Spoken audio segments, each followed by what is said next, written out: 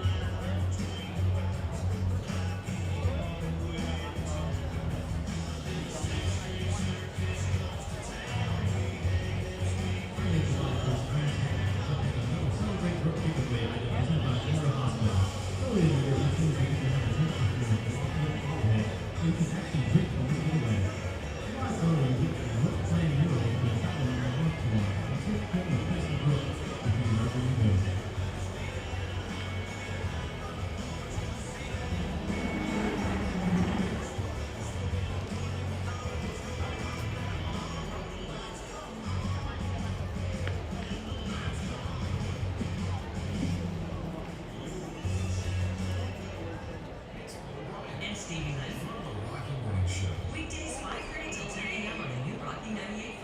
You're on the right place for rock and baseball. And the new Rocky 98.5 is the only place for classic rock. We jumpstart your morning and roll you into the midday. Joe Black rocks your home afternoons 2 p.m. till 7. And the legendary Alice Cooper's on 7 p.m. till midnight. So listen all morning, All day and all night long. on the radio, on our apps, and online. To the new Rocky 98.5.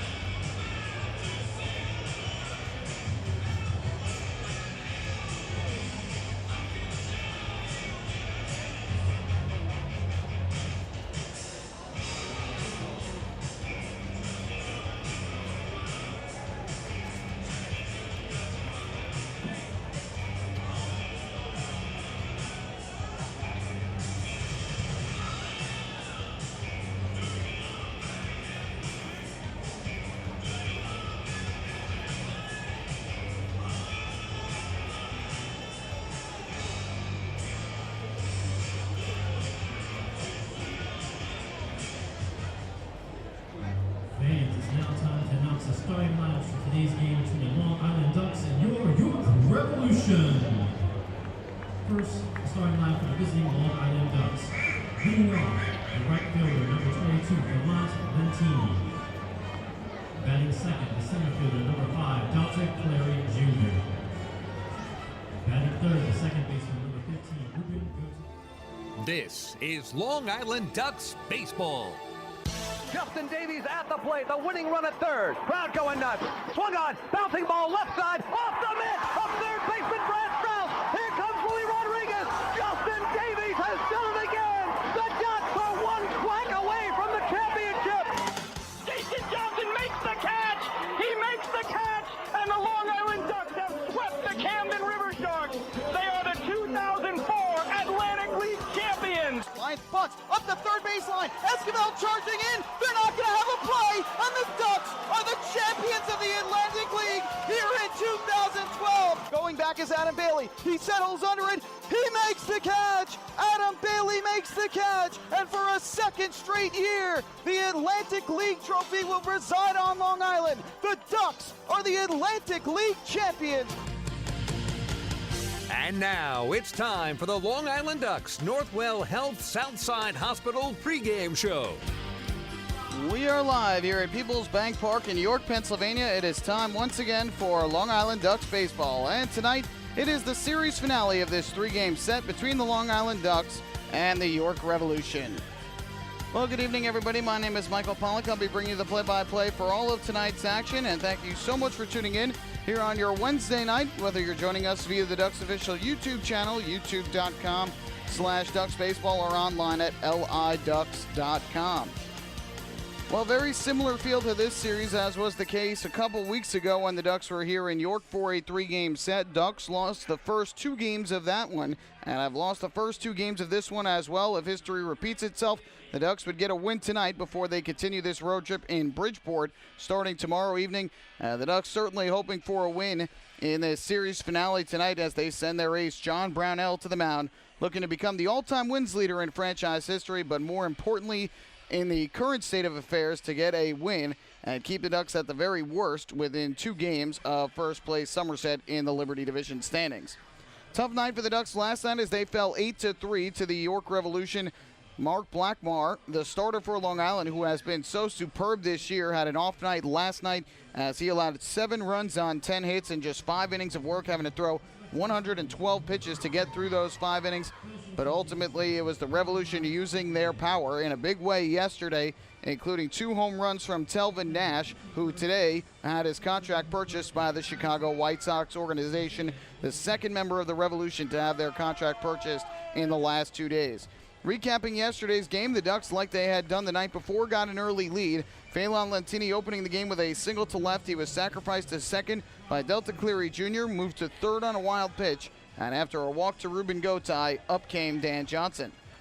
1-0 from Neal, and Johnson swings and lines one down the right field line, base hit. Easily scoring is Lentini. Around second, heading for third is Gotay. Johnson is going to stop at first.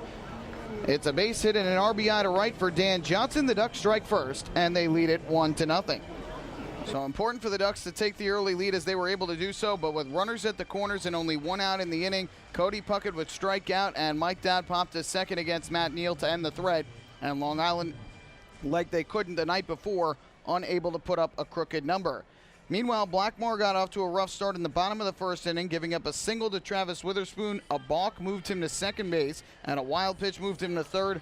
Jason Repko ended up working out a walk, so all of a sudden first and third with nobody out. Blackmar battled back, though. He struck out Joel Guzman, struck out Telvin Nash, and got to 2 strikes on Michael Burgess, who would foul off a couple tough 2-strike pitches, and then on a 1-2 pitch would lift a 3-run home run over the wall and right on a hanging changeup.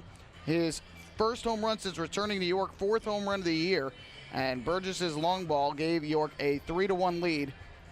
And they would never trail from that point on. Ducks would try and get back as in the 3rd inning, Delta Cleary Jr. singled to start the inning, moved to second on a ground ball, and once again Johnson came to the plate. Neal's first pitch coming up, kicks and fires. Johnson swings and lines it again down the right field line for a base hit. Cleary Jr. is going to round third and score easily. Johnson stops at first with his 2nd RBI single of the night and his 3rd run batted in of the series. The Ducks close back to within 1, and it is 3-2. So they got to within 3-2, but Puckett and Dowd both struck out. Again, they could not tie it. And in the bottom half of the 3rd inning, York would send 8 men to the plate against Blackmar. An RBI single from Joel Guzman and a bases-loaded walk to Keith Castillo with 2 outs doing the damage. And York at that point had a 5-2 lead. Ducks would get a run closer in the 4th inning as Anthony Vega stepped up to home plate with 1 out. A 2-1 on the way. Vega swings. It's a fly ball to fairly deep left center field. Back goes the center fielder Witherspoon to the warning track. Up the wall, he looks up, and you can forget it. A opposite field solo home run for Anthony Vega into the playground in left center. For Vega, it is his 3rd home run of the season. And the Ducks have their 3rd run of the game and close to within 5-3. So the Ducks joining the homer party as Anthony Vega goes yard for his 3rd long ball of the season. That made it a 5-3 game at that point. But from that point on, the Ducks were only able to manage 3 singles and a walk. The rest of the game, 4 scoreless innings from York's bullpen after Matt Neal departed. Meanwhile, the Revolution put 2 more runs on the board in the 5th to kind of put the game out of reach. Telvin Nash leading off the 5th inning with a solo home run to left center field, his 14th of the year. And then with 2 outs, a double by Castillo and RBI single by Josh Wilson, making it 2 runs in the inning and 7 for the game, a 7-3 lead. Inning would end without any further runs, and Blackmar's night was over. Meanwhile, for the bullpen, they were able to throw from the 6th through the 8th inning, 3 innings of 1-run ball, the only run given up on an 8th inning, 2-out solo home run to right center by Nash off of James Lomangino. So Telvin Nash with a league-leading 15 home runs, and as we mentioned before, had his contract purchased today by the Chicago White Sox organization just 1 day after Isaiah Tejeda, the catcher for York, had his contract purchased by the Atlanta Braves. And so Nash is departed now, but the Revolution did get the 2 home runs from him yesterday, helping lead them to an 8-3 victory. Matt Neal, the win, improved to 2-0. Mark Blackmar, the loss, fell to 4-2 in a game that took 2 hours and 57 minutes in front of 3,945 here at Peoples Bank Park. We'll take a break on the pregame show. When we come back, I sit down with Ducks manager Kevin Byers to get some analysis on the little tough streak the Ducks are going through of late. Hi, this is manager Kevin Byers, and you're listening to Ducks Baseball on the Ducks official YouTube channel, youtube.com/DucksBaseball. Northwell Health Southside Hospital in Bayshore is the healthcare heart of our community. We provide outstanding healthcare right here at home with centers of excellence in cardiology, orthopedics, neurosciences, women's health services, and much more. Experience counts, and Northwell Health Southside Hospital has been around for nearly a century of care. For more information, please call 631-968-3000 or visit us on the web at northwell.edu. Can't get enough of the Long Island Ducks? Well, now you can get even more inside info on your favorite hometown team through Facebook and Twitter. The Ducks are constantly updating fans through social media with scores, transactions, ballpark promotions, and much more. You can even win great prizes. All you'll need to do is make a free account on Facebook and Twitter, and then visit us at facebook.com/LIDucks and twitter.com/LIDucks. Think you're Long Island's biggest Ducks fan? Get connected now.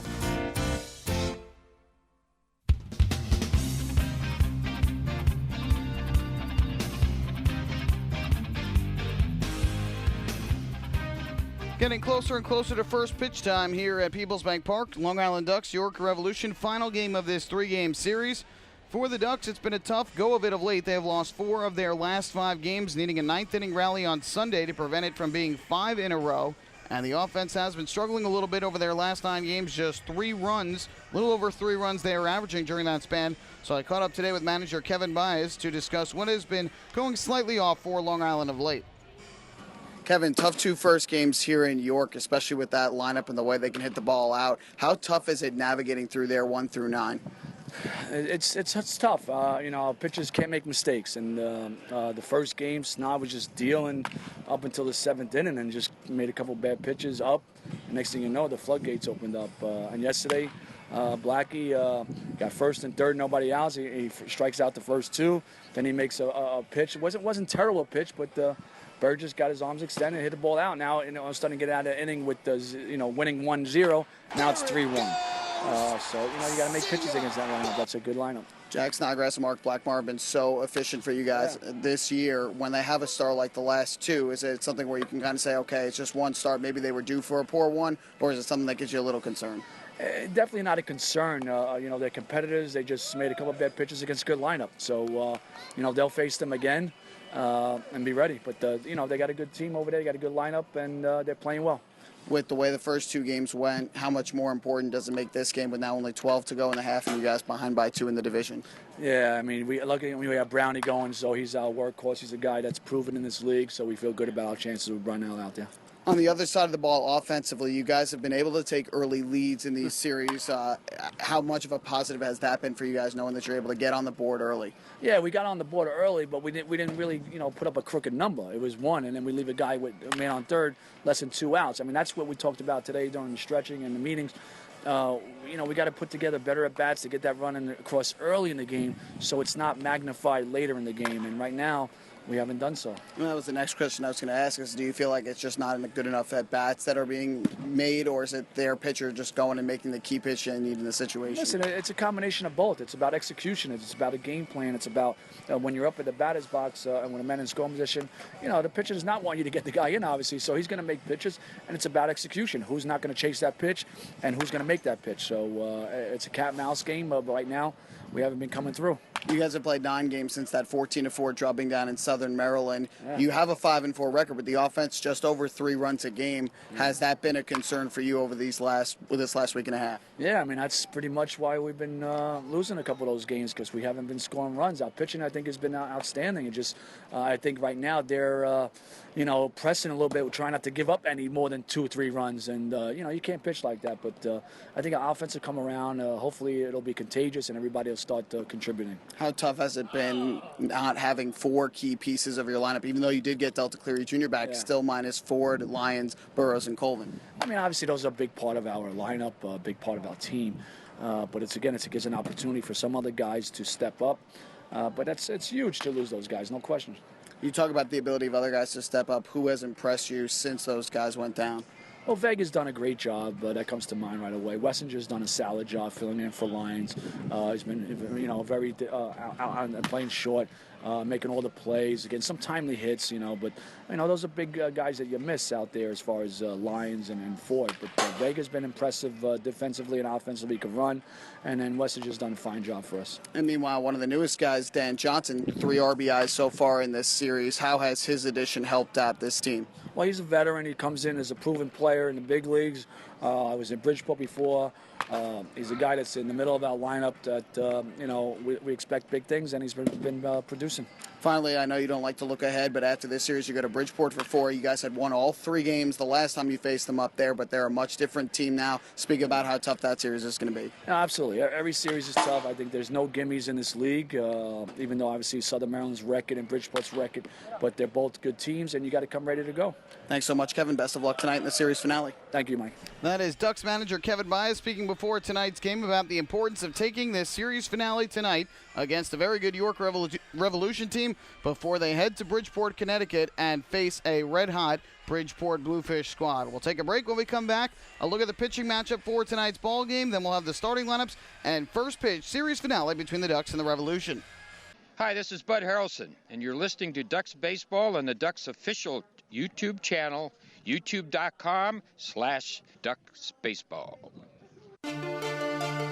Northwell Health Southside Hospital in Bayshore is the healthcare heart of our community. We provide outstanding healthcare right here at home with centers of excellence in cardiology, orthopedics, neurosciences, women's health services, and much more.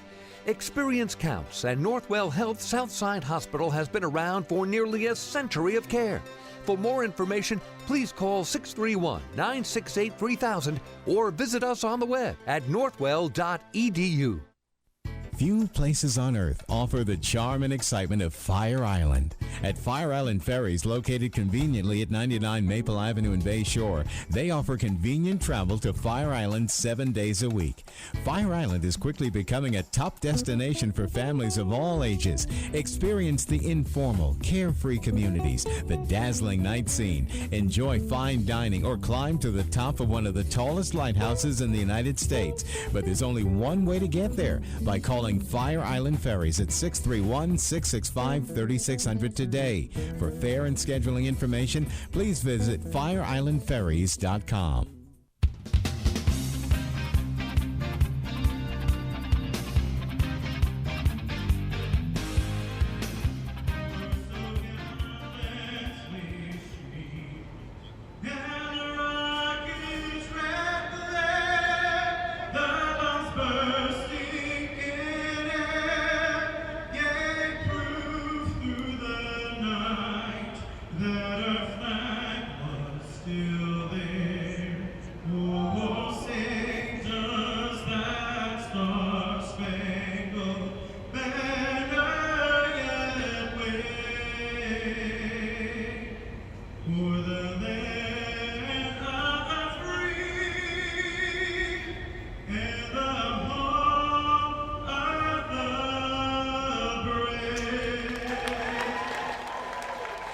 Joshua Kopp with tonight's national anthem here at Peoples Bank Park. And we are just about ready for baseball between the Long Island Ducks and the York Revolution. Ducks will turn to their ace, John Brownell, on the mound. He is 4-2 this year with a 3.08 ERA through 9 starts, just 1 win shy of moving past Randy Leake for the most wins in Long Island Ducks history with 41. Most recent outing, battled through it, but ultimately a quality start. He allowed just 2 runs in 6 innings of work against Lancaster on Friday at home. Allowed 9 hits and 2 walks in those 6 innings, but struck out 7. 3 straight quality starts for Brownell. Tonight will be the first time that he faces the Revolution this year. Same deal for Frank Gailey. He has not faced the Ducks this year, so this will be the first time that he faces them. He has been very good, 9 appearances, 3 of those starts, and he's 2-0 with a 1.95 ERA. Last pitched on Thursday of last week at Somerset through 4 innings. Gave up 2 runs, 1 earned, while allowing 2 hits and a walk while striking out 2. Has a 2.81 ERA through 3 starts this season. As for the starting lineup for the Long Island Ducks, it'll be Phelan Lentini leading things off. He is the right fielder. Delta Cleary Jr. bats second and plays in center field. Ruben Gotay, the 3-hitter and second baseman. Dan Johnson bats cleanup. He gets the half day today as the DH. Batting fifth and at third base, Cody Puckett. Mike Dowd will do the catching and hit sixth. Mike Blank is the first baseman tonight for Long Island and bats seventh. Anthony Vega is in left field hitting eighth, and rounding out the order at shortstop for Long Island is Carlos Hughes. On the other side for the York Revolution, Travis Witherspoon leads off at center field with Isaiah Tejeda gone. Michael Rocket moves up to the number 2 spot at second base. Joel Guzman hits third as DH, and Telvin Nash now signed. So it will be Michael Burgess in the cleanup spot in right field. Andres Perez back in the lineup at first base hitting fifth. Brian Pounds, the third baseman, will bat sixth. Alfredo Marte gets the start in left field batting seventh. Josh Wilson, the shortstop, hits eighth. And Salvador Paniagua does the catching and bats ninth. First pitch is a strike to Phelan Lentini, underway at 6:32 p.m. here in York. Another gorgeous night for baseball. The 0-1 here is a breaking ball. That catches the outside corner for a strike. And quickly the count goes to 0-2. Ducks are in their alternate orange jerseys with the gray pants. Revolution in the home white uniforms with white pants as well. 0-2, and Lentini takes this fastball outside. That'll run the count to 1 ball and 2 strikes. Infield play straight away for Lentini. The righty hitter, and the 1-2 is grounded too short. Josh Wilson will gobble it up, and his throw over to first in time. So Phelan Lentini, for the first time in this series, has retired leading off the game. He had singled and scored in the first inning of each of the first 2 games. And that will bring up the center fielder and 2-hitter, Delta Cleary Jr. Wind has been blowing hard out towards the outfield today. Right now it's blowing towards right center. And that could mean a lot of baseballs hit into the air leaving the yard tonight. We will see. York had 3 home runs. The Ducks had 1 last night. And the first pitch here to Delta Cleary Jr. is in for a strike, 0-1. Cleary Jr. at 279 on the year, no homers, 9 runs batted in. The 0-1, breaking ball taken inside by the hands, but does not touch him, so that'll run the count even at 1 ball and 1 strike. He'll be followed by another switch hitter in Ruben Gotay as Cleary Jr. takes outside for ball 2. Home plate umpire tonight, Brian Miller. Dan Ratajski is over at first base, and Brian DeBrouwer is around at third.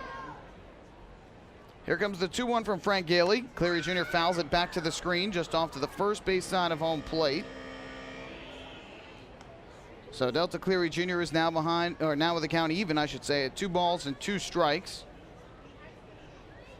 Ducks have scored a run in the first inning of each of the first 2 games of this series. And the 2-2 pitch, breaking ball, hit on the ground weakly to the left side. Charging in is Wilson Fields, and he cannot make the throw to first. Try to pick it up after charging in on it, and he was going to have to throw all in one motion to try and get the out at first. So Cleary Jr. is safe there, and we'll see how it is scored, whether it's a hit or an error. It's going to be a tough play for Wilson regardless, and with the speed of Cleary Jr., it makes it tougher. They will rule an infield single for Delta Cleary Jr., and so he is on with 1 out in the top half of the first inning. Now Ruben Gotay, the switch hitting second baseman, batting from the right side. First pitch from Gailey, and the fastball misses outside for ball 1. Gotay at 302 on the year. A nice night last night with 2 hits and a walk. in 4 trips to the plate, 3 homers, 16 runs batted in. This one misses upstairs again.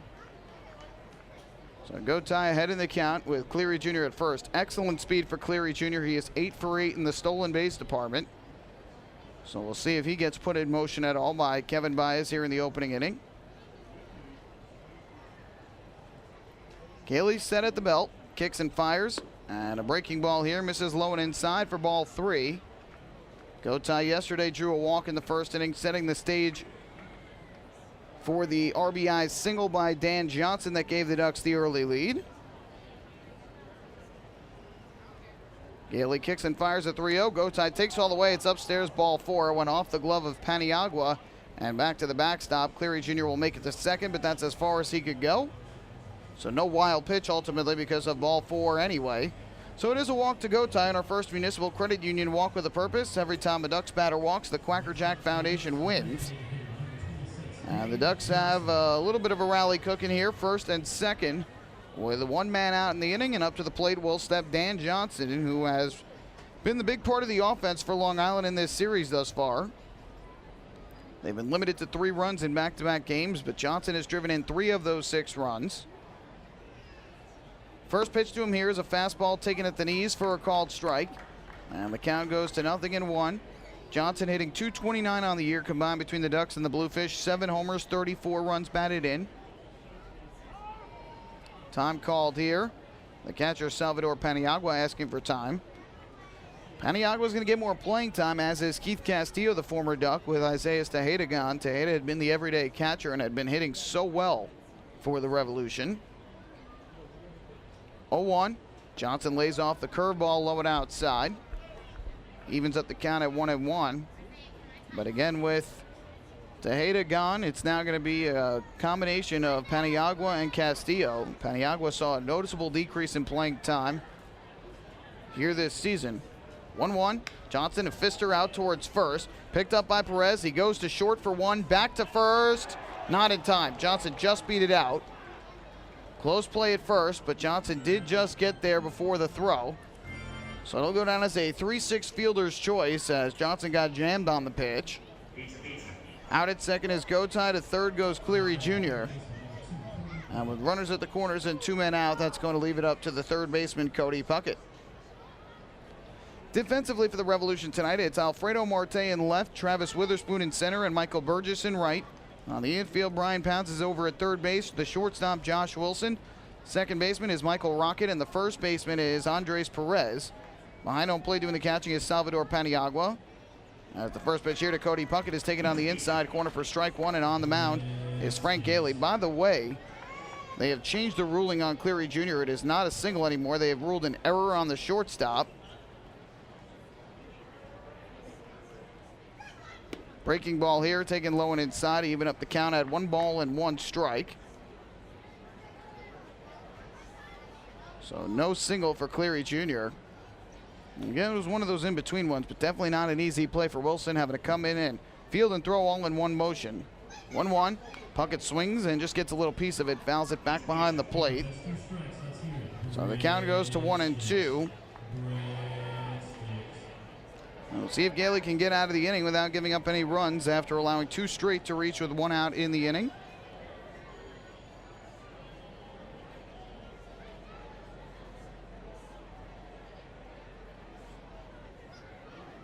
Here's the 1-2. Puckett swings, pops it up foul. First base side out of play.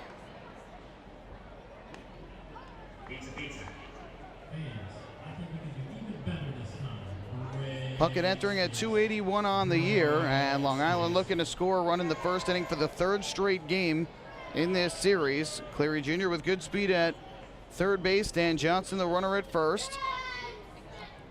Gailey looks in for the sign at home plate, having thrown 20 pitches here in the inning.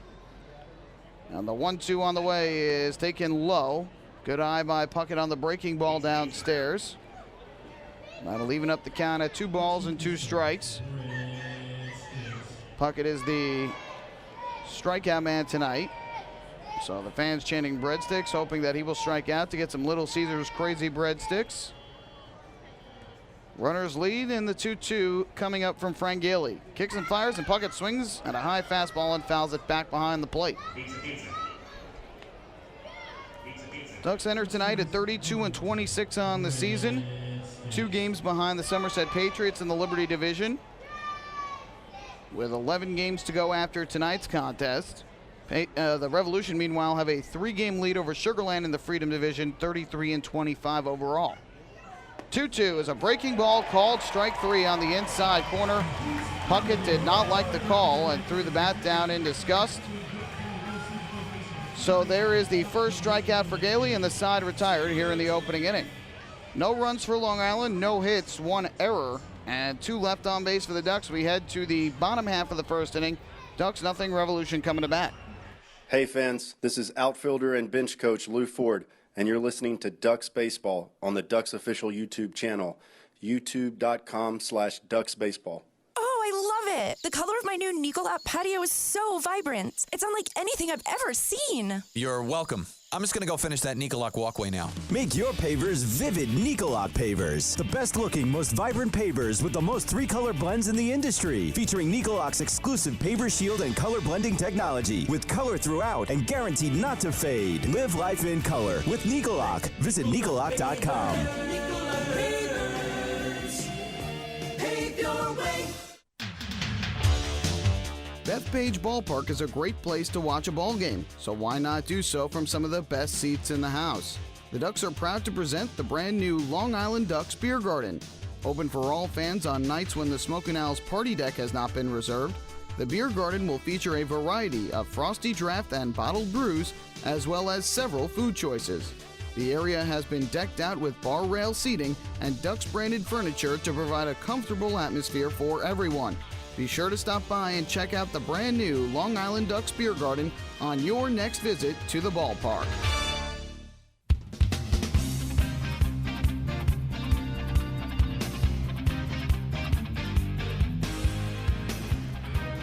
On to the bottom of the first inning. No score here at Peoples Bank Park. The Ducks and Municipal Credit Union have teamed up again this season to present the Walk with a Purpose promotion.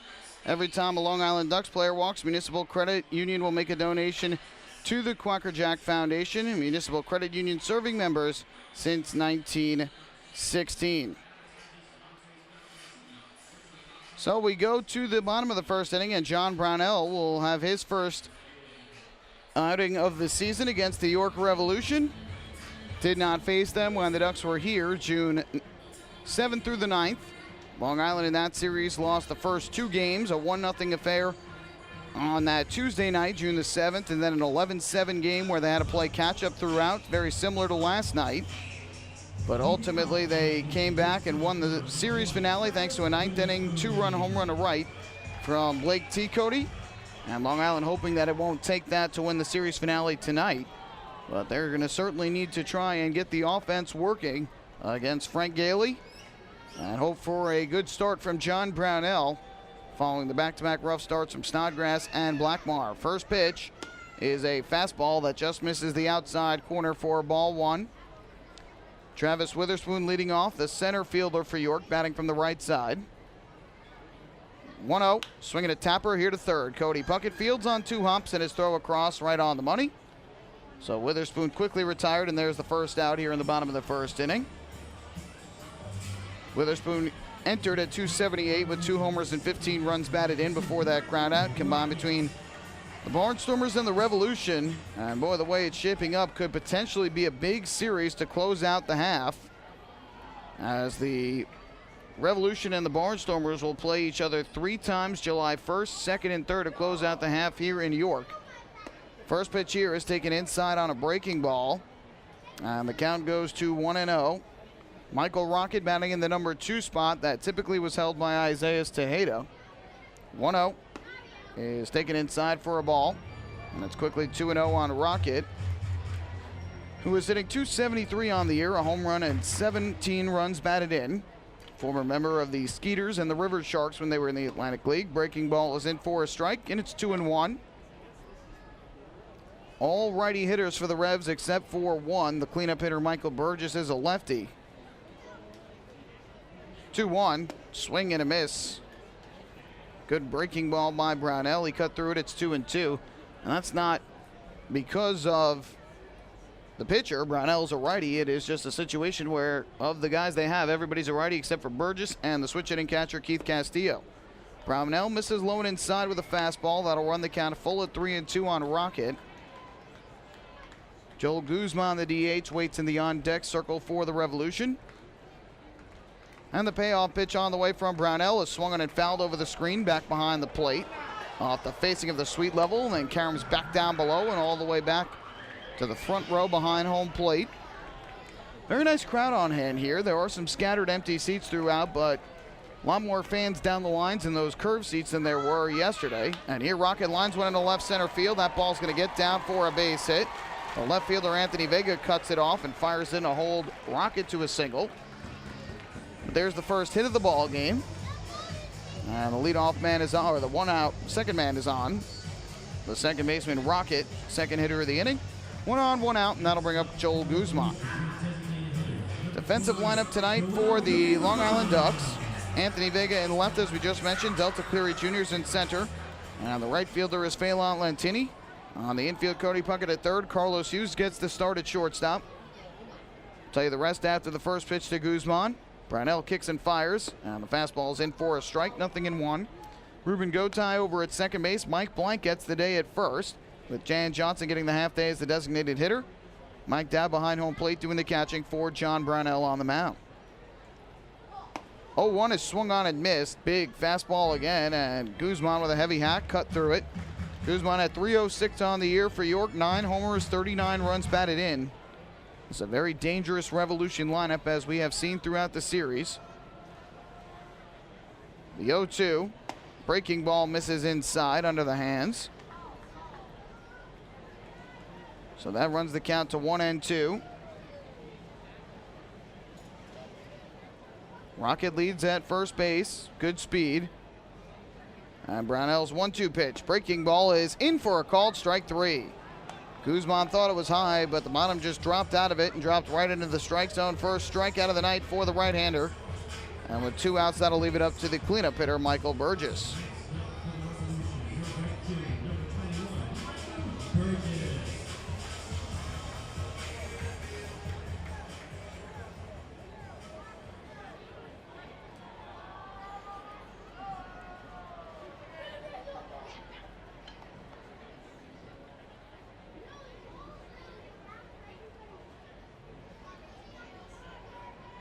First pitch coming up from Brownell to the lefty swinging Burgess. And the breaking ball hits the outside corner for strike 1.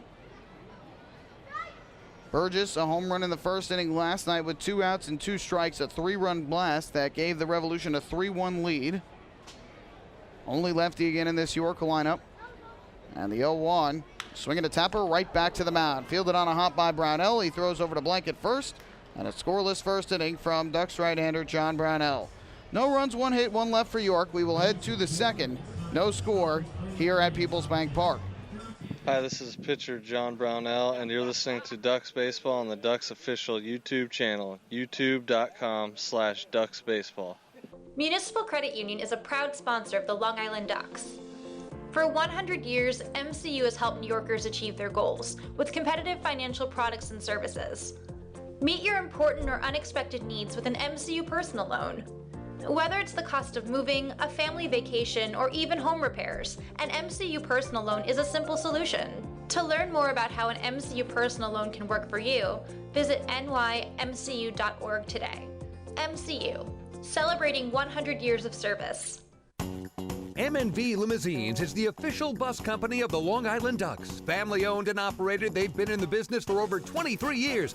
M&V Limousines offers coach buses with Wi-Fi and restrooms, party buses, exotic limousines, and so much more. Whether you're looking for transportation for weddings, proms, corporate outings, or long-distance trips, they've got the right vehicle for you. Visit their showroom in Comac or check them out online at mvlimo.com. M&V Limousines, the official bus company of the Long Island Ducks.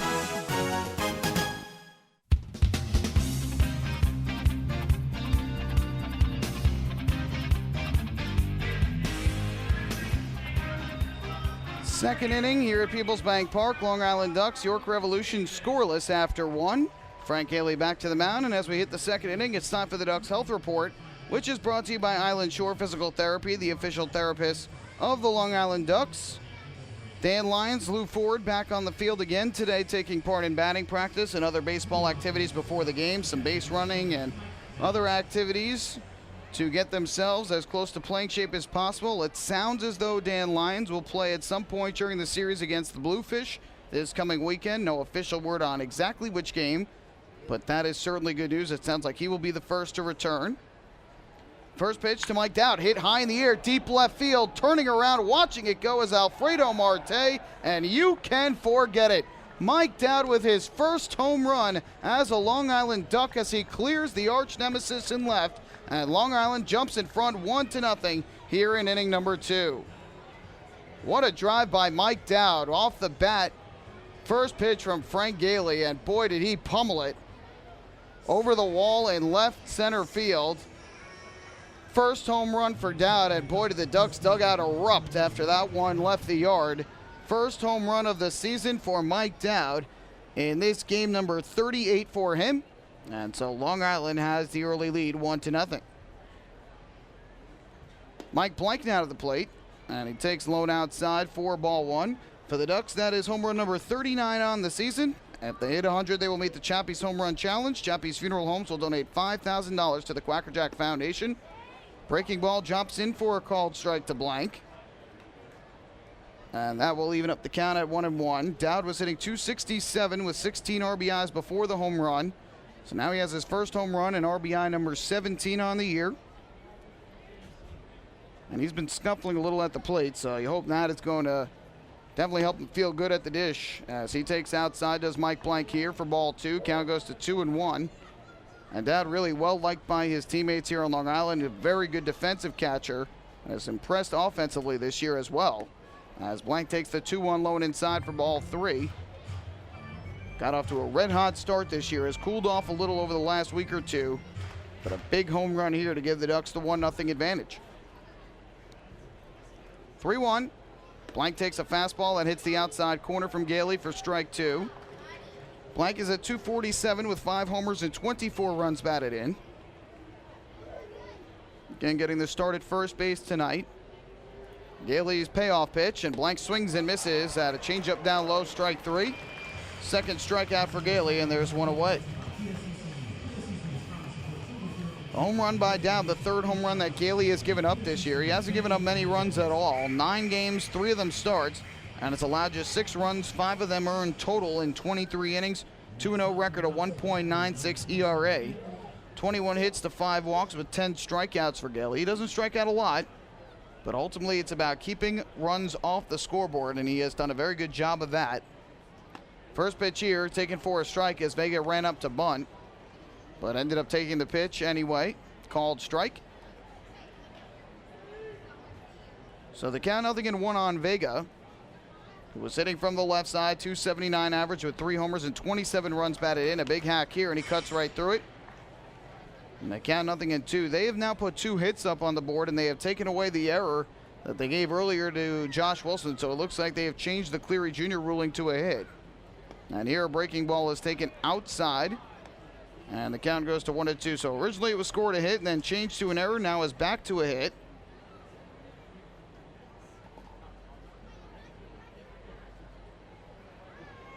One-two, a swing and a miss, strike 3. Gailey has picked up 3 strikeouts now as Vega swings at the pitch down low. So back-to-back strikeouts after the leadoff home run by Dowd. And with 2 away, that is going to leave it up to the 9-hitter at shortstop, Carlos Hughes. So now the first inning reads no runs, 1 hit, no errors, and 2 left for Long Island. And it'll be Carlos Hughes who steps up to the plate for the Ducks, the 9-hitter and shortstop with the bases empty and 2 down. First pitch cut on and missed for strike 1. Gailey looking impressive after allowing that long home run on the first pitch of the inning. Hughes thus far 2 for 9 since joining the Ducks during the last homestand. The 0-1 is a breaking ball taken on the inside corner for a strike. So Gailey quickly ahead at 0-2. Looking to strike out the side after the leadoff solo blast. Daly works out of the stretch. Here's the 0-2. Fastball misses the outside corner. Ball one to Hughes, who is in his second season with Long Island after joining the team midway through last season and playing sparingly down the stretch. Now the 1-2, and Hughes swings and misses, chasing the breaking ball down low. So Frank Gailey with 4 strikeouts already and strikes out the side in the second. The Ducks still get the early lead with a run on 1 hit, the solo home run to left by Mike Dowd, and after an inning and a half, it's the Ducks 1 and the Revolution nothing. Hi, this is shortstop Dan Lyons. You can follow me on Twitter at @TheDannyLyons, and you're listening to Ducks Baseball on the Ducks official YouTube channel, youtube.com/DucksBaseball. Hey, PSEG Long Island customers. Want to learn how to save on your electric bill? Here's one way. You can save up to $100 each year by simply replacing 10 incandescent bulbs with CFL or LED bulbs. Want to save even more? Take our online home energy survey. It's free. It takes just 10 minutes to complete, and it may save you hundreds more. Find out about our energy efficiency programs at www.pseglyny.com/savemoney. Have your birthday at the ballpark this season and celebrate with the flock. Kona Ice birthday party packages with the Long Island Ducks are now available. Each package includes 10 box seats, a commemorative birthday t-shirt and autographed baseball, a pizza and Kona Ice party in the Hebrew National Picnic area, and so much more.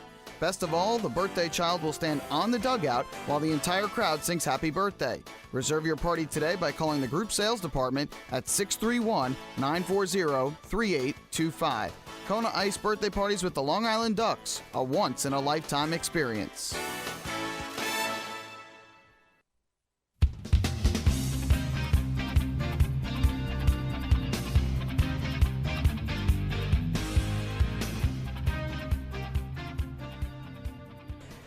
Bottom of the second inning, Long Island Ducks have the 1-0 lead on the Mike Dowd solo home run. So we go to the bottom of the second inning, and John Brownell returns to the mound for Long Island. He will face Andres Perez, the first baseman, to lead things off. And the first pitch to him is a fastball that zips over the outside corner for strike one. Ducks fans, there's no better time than right now to sign up the young Ducks fan in your life for the Bethpage Federal Credit Union Long Island Ducks Kids Club. Here's the 0-1. Perez swings and misses at a big looping breaking ball. And the count goes to 0-2.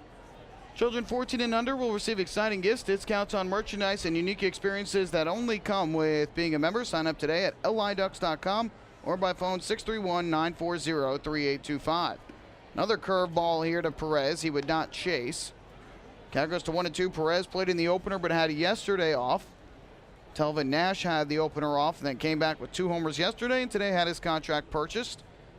1-2. Breaking ball swung on and missed. This time was up in the zone, and Perez cut through it. Second strikeout for Brownell, and there is the first out. He has had a lot of good movement on his breaking ball, and that is what he likes to live off of. He usually will go to his cutter to get strike 3 swinging, or a called strike 3, but his last few starts, including those back-to-back complete games he had a few starts ago, was living off of that changeup and the breaking ball that he was getting over for strikes.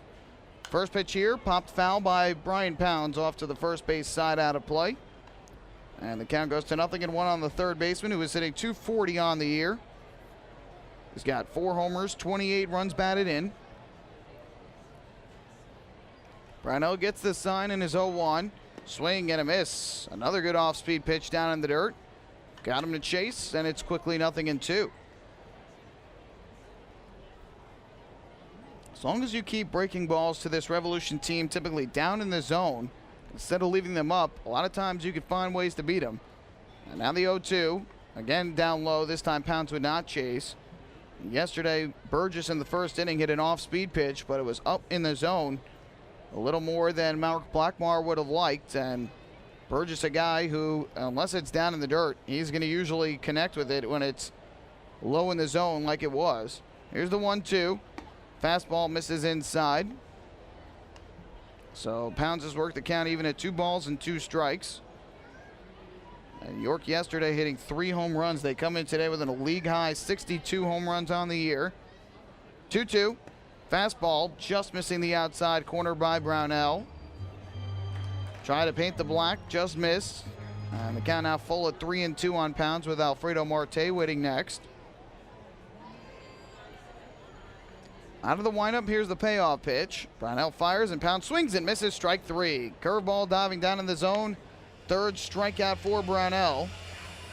And both starters getting lots of swings and misses here in the early going. 2 quick outs for Brownell here in the second.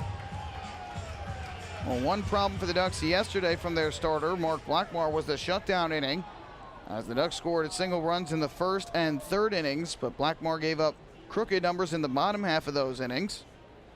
First pitch line here in the center by Marte, but right at Delta Cleary Jr., who will make the head-high catch, and that'll retire the side. So an easy inning for Brownell. Strikes out 2, gets a line out on the first pitch. 2 innings through here at Peoples Bank Park. It is the Long Island Ducks 1 and the York Revolution 0. Hey fans, this is infielder Sean Burrows, and you're listening to Ducks Baseball on the Ducks official YouTube channel, youtube.com/DucksBaseball. James Simmons is going back. He is looking up, and on Park in the Park Night, that one is gone and reaches a kennel in Central Iceland.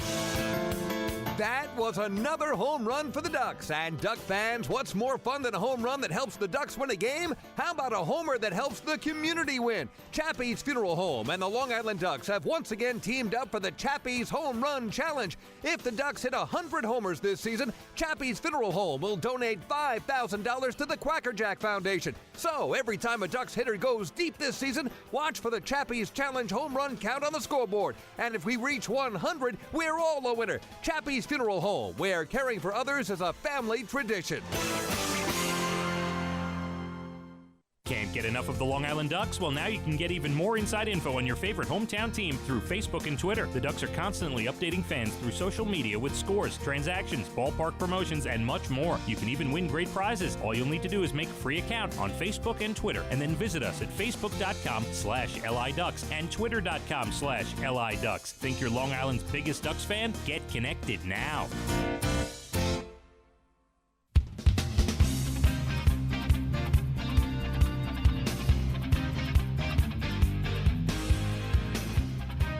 Third inning in York as the Long Island Ducks hold a 1-0 lead on Mike Dowd's second inning leadoff solo home run.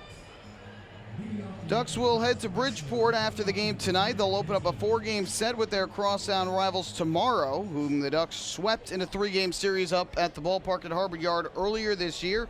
Bridgeport, though, is going to be a much tougher opponent this time around. Bluefish have been playing red-hot baseball of late. They're 7-3 in their last 10 games. Although they haven't been able to pick up much ground in the standings, they're giving opponents fits and trying to play spoiler to many here in the first half. First pitch to Phelan Lentini, tried to bunt and fouled it back behind home plate. So the count is 0-1, and you know Bridgeport would love nothing more than to hurt the Ducks, their crosstown rivals, and their first half playoff hopes. So it should be a big series coming up this weekend. We'll have all the action for you from the ballpark at Harbor Yard. 0-1. Lentini takes a fastball inside. I'll be joined by Keith Radd tomorrow up in Bridgeport, Connecticut for the series opener, which will be the Ducks game of the week on LI News Radio. 103.9 FM on your radio dial. 1-1, outside and high on a fastball. Lentini ahead 2-1. He grounded it short his first time up. And then Keith will bring you all the action for Friday, Saturday, and Sunday's contest before the Ducks return home for the final week of the first half, 7 games against York and Sugarland. 2-1, nubbed foul, first base side off the end of the bat, right where the bat boy was sitting, to the left of the Revolution dugout. So that'll even things up at 2-2 on Lentini. 2 hits and 4 at-bats yesterday. He's got back-to-back multi-hit games here in this series. 2-2 on the way. And Lentini lines one in the air to right center field. On the run in, Michael Burgess. He will have to play it on a hop. It lands for a base hit. Did not get the greatest of jumps and hard to race in on it. Burgess doesn't have the best of speed either. So Lentini with a leadoff single. And for the Ducks, their 3rd hit of the night. Leadoff man is on base. And up to the plate will step the center fielder, Delta Cleary Jr. Well, we'll see if Kevin Baez puts Lentini in motion. 18 steals in 19 attempts this year. The best stolen base percentage in the Atlantic League at .947. currently is 4th in the league with the 18 steals. Scott Kelly of Somerset leads the league at 23. So we'll see if he gets put in motion. Perez holding him on. Gailey with a quick throw over to first. And back safely was Lentini, who has to be a little bit more cautious tonight with the lefty on the mound. Can't get as good of a jump as you would with a righty. First pitch here to Cleary Jr. And Gailey delivers a fastball strike. Kind of delivers in a sidearm motion. Doesn't do it every pitch, but sometimes will kind of sling that ball to home plate. And gets strike one on Cleary Jr., who singled to short his first time up back in the opening inning. 0-1. Cleary Jr. a swing and a miss. Breaking ball diving down in the zone. He's quickly behind at 0-2. Oftentimes you'll see Cleary Jr. lay down a bunt to move the leadoff man over to second base after he reaches, but here seems to be swinging away. Now the 0-2. Nubbed it back to the mound. Gailey Fields throws to the shortstop, one on to first, double play. So Cleary Jr. chased the pitch down in the zone and grounded it back to the mound. Gailey made a good throw to the shortstop Wilson and then on to first for the double play. 1-6-3 in your scorebook. And just like that, 2 down for the Ducks here after the leadoff single. It's one issue that the Ducks have been having a little bit of late, and Kevin Byas talked about it in the pregame show, is after they've gotten guys on, they've had trouble getting them in. First pitch here to Gotay is taken up high for ball one, at least in terms of multiple runs in an inning. They have not had a multi-run inning yet in this series. Everything's been single runs. 5 different single-run innings for Long Island. There's a strike. That's a team the Ducks do pretty well with runners on base, 290 average. With runners in scoring position, they're hitting 297. 1-1 is outside for ball number 1. Ball 2, to Ruben Gotay, who drew a walk his first time up back in the opening inning. Gailey comes set, delivers, and Gotay swings. It's a ground ball at the third base line. It's going to be fair. Picked up by Pounds. The off-balance throw to first is in time for the out. Nice play by Pounds. Gotay retired. In the inning, no runs, 1 hit. Nobody left on base for the Ducks through 2.5 innings of play. It is Long Island 1 and York nothing. Hey fan, this is outfielder Delta Cleary Jr. and you're listening to Ducks Baseball on the Ducks official YouTube channel, youtube.com/DucksBaseball. Long Island's Ford Giant is bigger and better than ever. Sayville Ford celebrating the grand opening of their new state-of-the-art showroom featuring enclosed service drives, luxurious customer lounge, and a larger selection to choose from. Get giant savings on hundreds of new and used vehicles in stock. Sayville Ford's grand opening celebration is going on now. Visit SayvilleFord.com or download the Sayville Ford app today to learn more about Sayville Ford's grand opening savings. Call 631-589-4800 today. Baseball fans, the Long Island Ducks mobile app has officially arrived. Powered by Clear Vision Apps, it's your one-stop shop for all things Ducks baseball. Buy tickets straight from your mobile device. Receive game status updates with push notifications. Check out up-to-the-minute news and scores and interact with the Ducks on social media. Best of all, it's free. Download the Ducks mobile app today by visiting the App Store on your Apple-powered device or Google Play on your Android-powered device. The Long Island Ducks mobile app, with you wherever you flock to.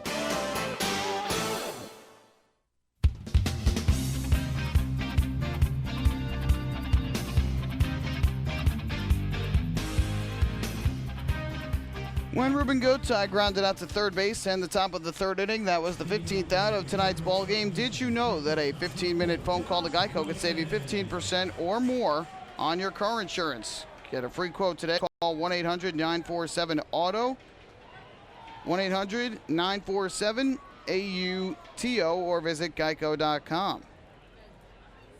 First pitch on the way is a fastball that is taken down low. And the count is 1-0 on Josh Wilson, the shortstop and 8-hitter. Leading things off here in the third against Ducks right-hander John Brownell, who has just allowed 1 single through the first 2 innings. 1-0. There's a strike. Good fastball over the outside corner to even things up at 1-1. Be Wilson, Paniagua, and Witherspoon in the order.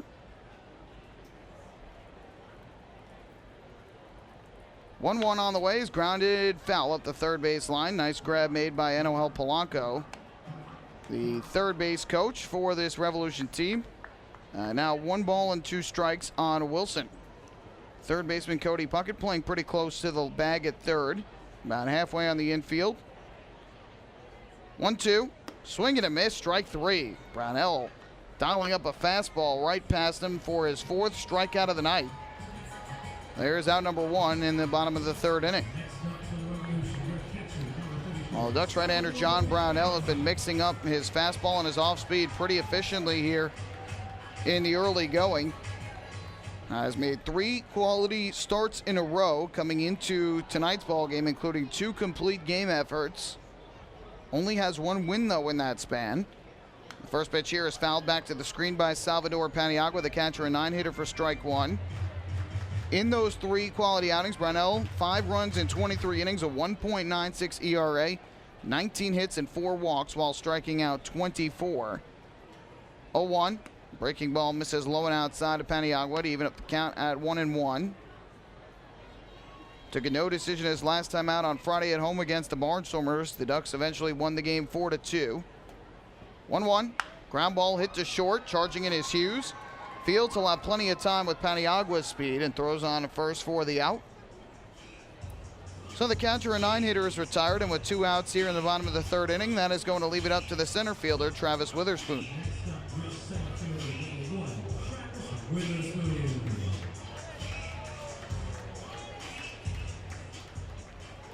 Back to the top of the order we go for Witherspoon, who will come to the plate batting from the right side.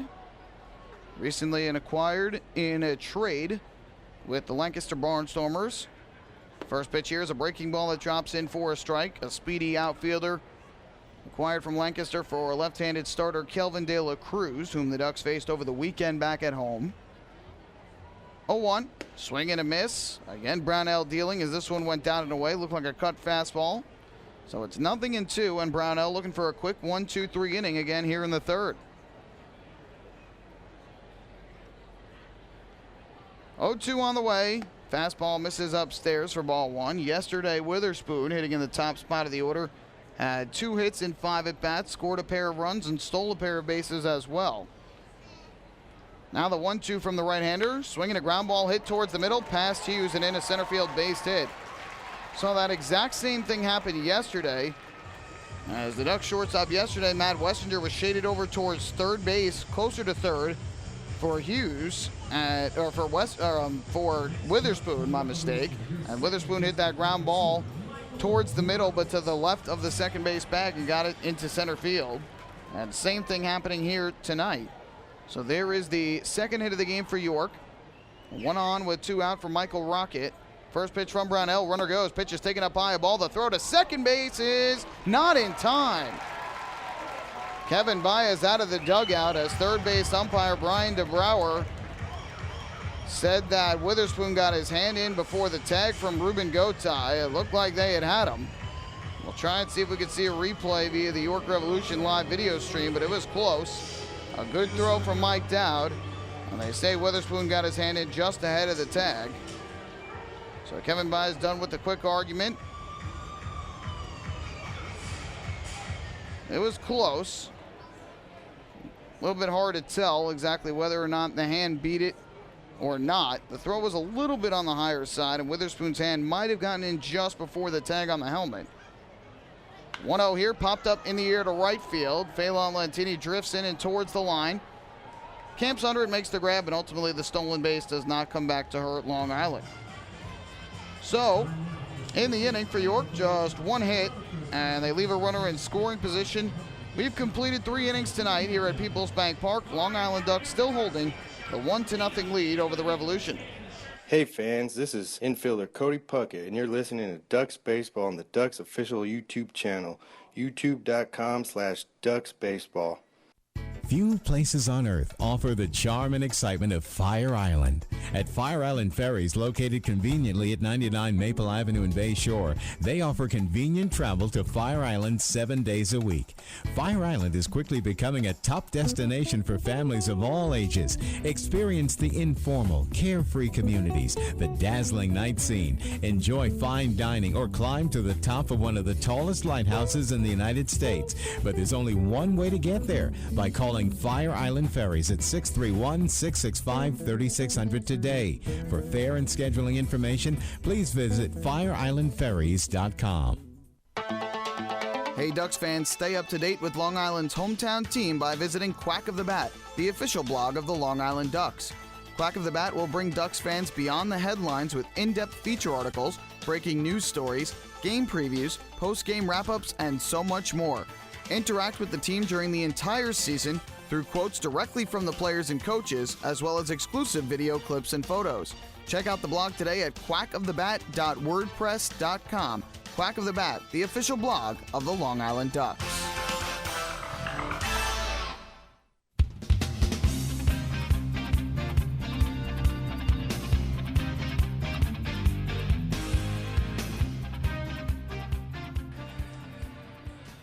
Back here at People's Bank Park as we head to the fourth inning. Long Island Ducks, York Revolution. Ducks have a 1-0 lead as we head to the fourth. Frank Gailey against Dan Johnson to begin. And in the lefty-lefty matchup, the first pitch fastball misses outside for ball one. From the stretch, the 1-0. That's a high fly ball in the air to deep right center field, but it's not going to carry enough. The center fielder, Witherspoon, makes the catch in front of the warning track for the first out. Didn't have the sound off the bat. Johnson hit it well, but even with the wind carrying out to right center, would not go. Next up for the Ducks, the third baseman, number 2, Cody Puckett. So one away, and that'll bring up Cody Puckett. It's also time for our fourth inning trivia, where we test your knowledge of the Long Island Ducks, the Atlantic League, and baseball as a whole. Cody Puckett here, a ground ball on the first pitch right to the shortstop, Wilson. Throw to first in time for the out, and 2 quick outs on just 3 pitches thus far in the inning for Frank Gailey. And that will bring up the catcher, Mike Dowd.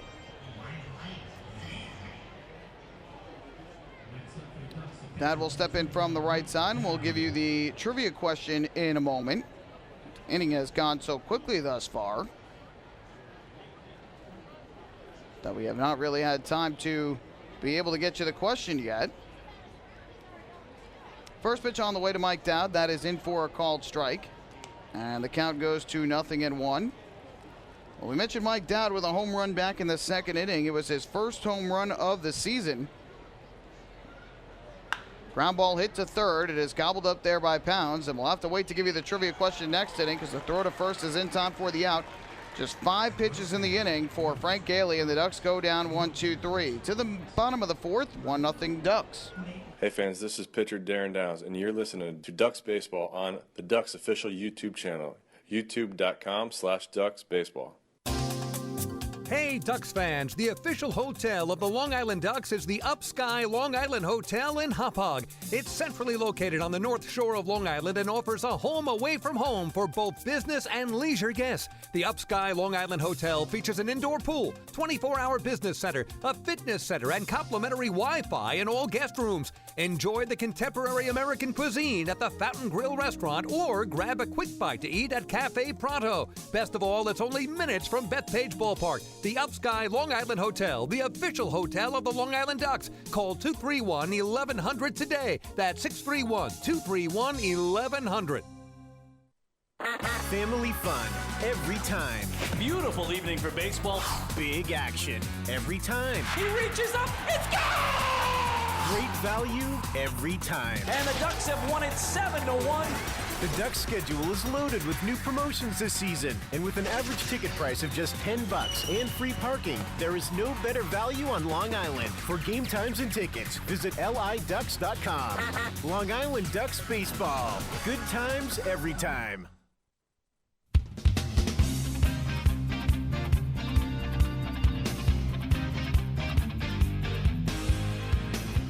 Well, a 5-pitch inning for Frank Gailey in the top of the fourth. Ducks go in order. They still lead it 1-0. And we were trying to get you the fourth inning trivia question. We just did not have much time to get it to you because of how quick the inning went. So we'll give it to you here. Mike Dowd with the solo home run in the top half of the second inning. His first home run hit since all the way back in 2014, specifically May 12th of 2014. First home run in almost over 2 years. when he was a member of the Jackson Generals, who are the AA affiliate of the Seattle Mariners in the Southern League. He hit a home run that day against the Tennessee Smokies, AA affiliate of the Chicago White Sox. Question coming up after the first pitch from Brownell to Guzman, which is taken outside for ball one. While he was playing with the Generals that year and on that day, he was teammates with an outfielder, specifically who played right field, that he's now opponents with here in the Atlantic League. There's a strike on the inside corner. That'll even up the count at 1-1. The question is, who is it? We'll give you one hint. He is playing in the Liberty Division. So he is on one of the 3 Liberty Division teams, was teammates with Mike Dowd back in 2014 when Dowd hit his last home run before tonight. What you think about him? We'll give you the answer in the bottom half of the inning. An outfielder that plays in the Liberty Division. 1-1, breaking ball, hit on the ground to the left side. Charging in is Carlos Hughes, the shortstop. Fields throws on the run in time for the out. Plenty of time to retire Joel Guzman, who does not run well and looked like he was jogging up that first base line. And I don't think that is just a situation of him not wanting to run it out. I just don't think he runs all that well. So he's retired for the first out, and that is going to bring up the right fielder and cleanup man, Michael Burgess.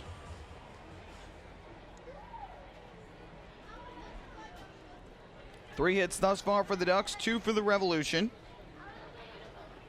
Here is Burgess from the left side. First pitch on the way from the right-hander, and he swings and lines one in the air to right center field. That's going to get down for a base hit.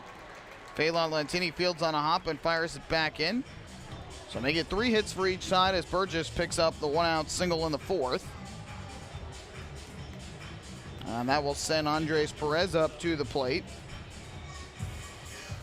Burgess has had quite the start to his season after winning the championship last year here in the Atlantic League with the Somerset Patriots. Started the year with the St. Paul Saints in the Independent American Association. First pitch coming from Brownell. And the breaking ball is taken for a strike on the outside corner. He was acquired in a trade on May 19th by the Revolution. Played here for about 10 days with York, and then on May 29th had his contract purchased by Monclova in the Mexican League. 0-1, fastball strike, inside corner to Perez. Quickly 0-2 on the first baseman, who struck out at swinging his first time up. Went down, played in Mexico for about 2 or so weeks, and then eventually signed back here by the Revolution on June 18th. Fastball here misses high and inside. The count goes to 1-2. So he has jumped all the way around, but he's back here with the Revolution and an imposing threat in that cleanup spot of the order, batting from the left side. Here comes a 1-ball, 2-strike pitch from Brownell. Kicks and deals, and Perez swings and misses. Strike 3. Second time he has gone down swinging. That breaking ball working wonders for Brownell tonight. His 5th strikeout already. And with 2 outs in the 4th inning, that is going to leave it up to the third baseman and 6th hitter, Brian Pounds. So Pounds will come up to the plate from the right side against Brownell, who's looking to work around the 1-out single by Michael Burgess. From the stretch, first pitch. There's a fastball in for a strike. 0-1. Brownell finding the strike zone quite a lot here in the early going. Pounds in his first at bat went down swinging against Brownell. Here comes an 0-1. Pitch on the way is a breaking ball fouled off to the first base side, out of play. Pounds behind at 0-2, and Brownell looking for a 4th consecutive scoreless inning to start off his night. Ducks with a 1-0 lead, each team with 3 hits. Mike Dowd's solo home run back in the 2nd is the difference. Burgess, who does not have good speed, leads from first with 2 down. And the 0-2 from Brownell, swung on and grounded back to the mound. Nice stab made by Brownell on the rubber, and he throws over to first in time. So Pounds retired on the ground out. No runs, 1 hit, and 1 left for York for the 3rd time in this game. 4 complete tonight here at Peoples Bank Park. Ducks on top, 1-0. Hey fans, this is pitcher Bobby Blevins, and you're listening to Ducks Baseball on the Ducks official YouTube channel, youtube.com/DucksBaseball. Oh, I love it. The color of my new Nicolot patio is so vibrant. It's unlike anything I've ever seen. You're welcome. I'm just going to go finish that Nicolot walkway now. Make your pavers vivid Nicolot pavers. The best looking, most vibrant pavers with the most 3-color blends in the industry. Featuring Nicolot's exclusive paver shield and color blending technology. With color throughout and guaranteed not to fade. Live life in color with Nicolot. Visit Nicolot.com.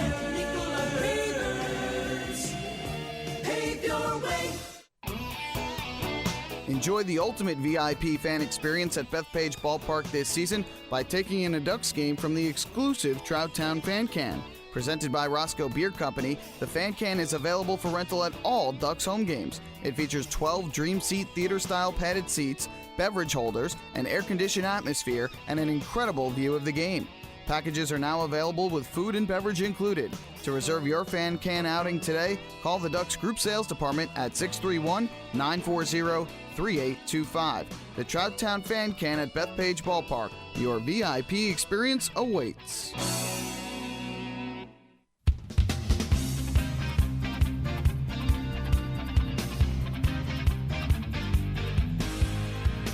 On to the 5th inning here in the series finale between the Ducks and the Revolution. Ducks have the 1-0 advantage. Frank Yaley back to the mound for his 5th inning of work. He'll face Mike Blank to lead off, and we'll also give you the answer to our 5th inning trivia, where we test your knowledge of the Long Island Ducks, the Atlantic League, and baseball as a whole. Gave you the question in the bottom of the 4th after that 5-pitch top half of the inning by Yaley. First pitch here, and Blank will take a fastball strike outside corner, 0-1. Mike Dowd tonight with a 2nd inning home run, his first since May 12th of 2014 when he was a member of the Jackson Generals, AA affiliate of the Mariners. 0-1, grounded foul to the third base dugout. Blank now behind it, 0-2. That season with Jackson, he was teammates with an outfielder who that night played in right field, who is now an opponent of his in the Atlantic League. We gave you a hint that he plays in the Liberty Division. So a Liberty Division outfielder that was teammates that season in Jackson with Mike Dowd, and the answer, we just kind of alluded to it, Kevin Rivers, who is an outfielder with the New Britain Bees this season. 0-2 fastball misses outside. Last year was a member of the Lancaster Barnstormers, but during that 2014 season, Rivers hit .231 with 3 homers and 34 RBIs as a member of the Generals. 1-2 to Blank, grounded towards third, right along the line. Fair ball, pounds fields, and his long throw across. Good stretch made by Perez, and it's in time for the out. So Blank is retired, and there's one away in this 5th inning. Meanwhile, for Dowd that season with Jackson, he played in 55 games and hit just .209 with a home run and 13 runs batted in. And really just did not get much playing time. His career high in games was in 2012 with Clinton when he played in 78 games. And that year hit .294. And it seems like when he got more playing time, he produced. First pitch here is taken low and outside for ball 1. This year it's been a pretty even split between him and Mike Blank behind the plate. As Kevin Baez likes what both of them bring to the table. Dowd has produced offensively well this year. 1-0 is a half swing. It's taken for a called strike anyway on the inside corner. So it's 1-1. Blank, meanwhile, seemed to improve a little bit defensively and has had some good streaks offensively this year. 1-1, a swing and a miss at a breaking ball over the outside corner. That'll run the count to 1-2 on Vega, who struck out his first time up. Blank now 0 for 2 tonight. Yaley comes set. And the 1-2 pitch on the way. Vega, a swing and a miss for strike 3. A good curveball from Yaley.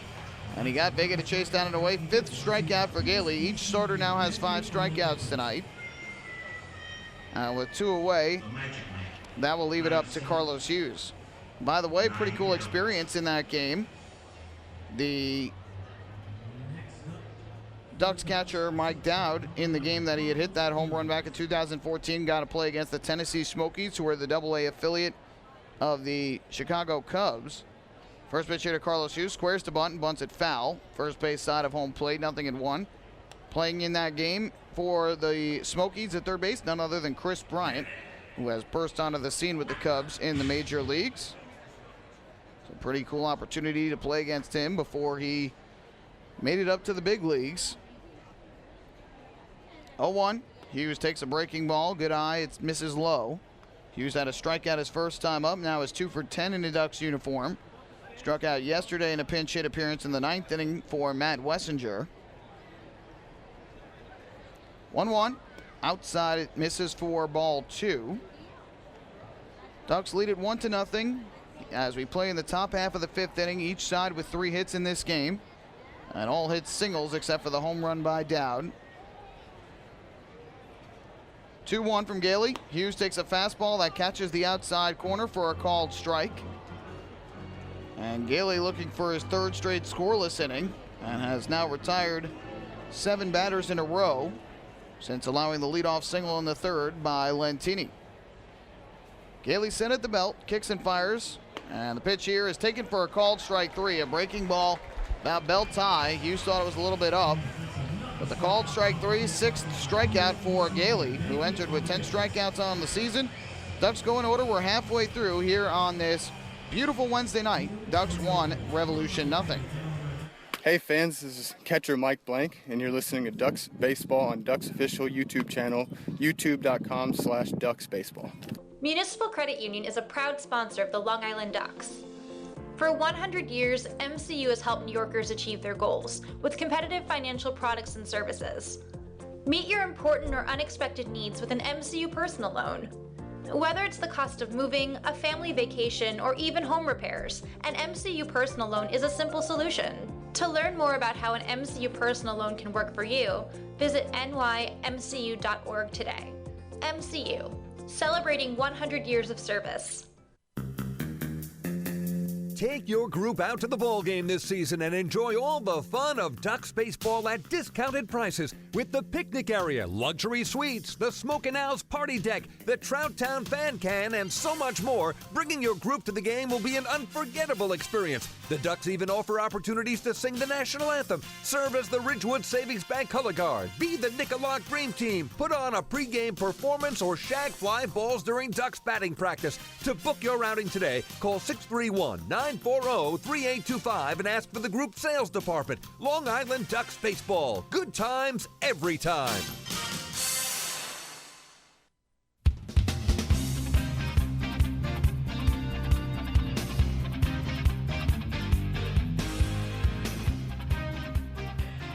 Well, Ducks fans chill out all summer long with a cold cup of Hampton Coffee Company gourmet iced coffee. It's available at the concession stands at Bethpage Ballpark.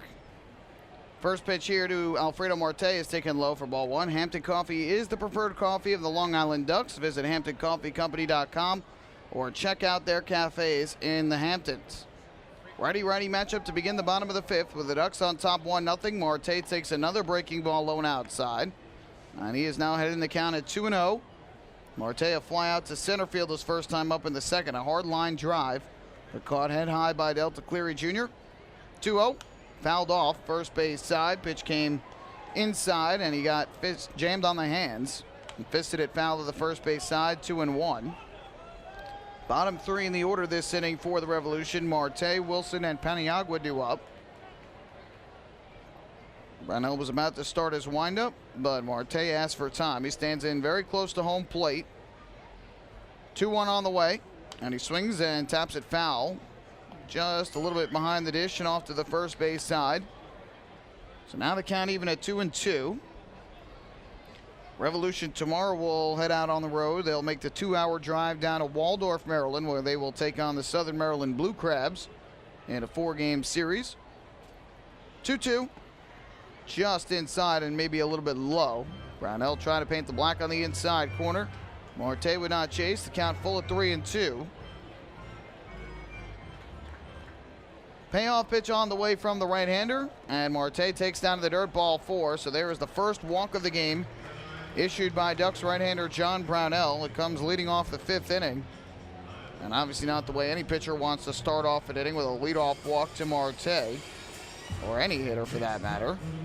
So the leadoff man is on, and that'll bring up the shortstop, Josh Wilson. Here in this 5th inning, we'll take a look at the out-of-town scoreboard as well, get you caught up around the Atlantic League, where many teams are beginning the scoreboard watch. Again, there is just 12 games remaining, including tonight in the first half of this season. First pitch, fastball strike. 0-1 on Wilson, who struck out swinging his first time up. In New Britain, Connecticut, the Bees have a 3-0 lead over the Patriots top half of the 5th inning, so that is good news for Long Island. The Bees still trying to hang around and keep their first half hopes alive. The Ducks looking to get back that game that they lost in the standings yesterday, and they enter 2 back today, and it seems like 3 because of the tiebreaker that the Patriots have by virtue of winning 7 of the 10 meetings thus far with Long Island. They do not face again in the first half, so Somerset will hold the tiebreaker. 0-1 coming to the righty. Wilson swings away and lifts this one in the air towards short. Carlos Hughes camping under it, and the shortstop will make the catch.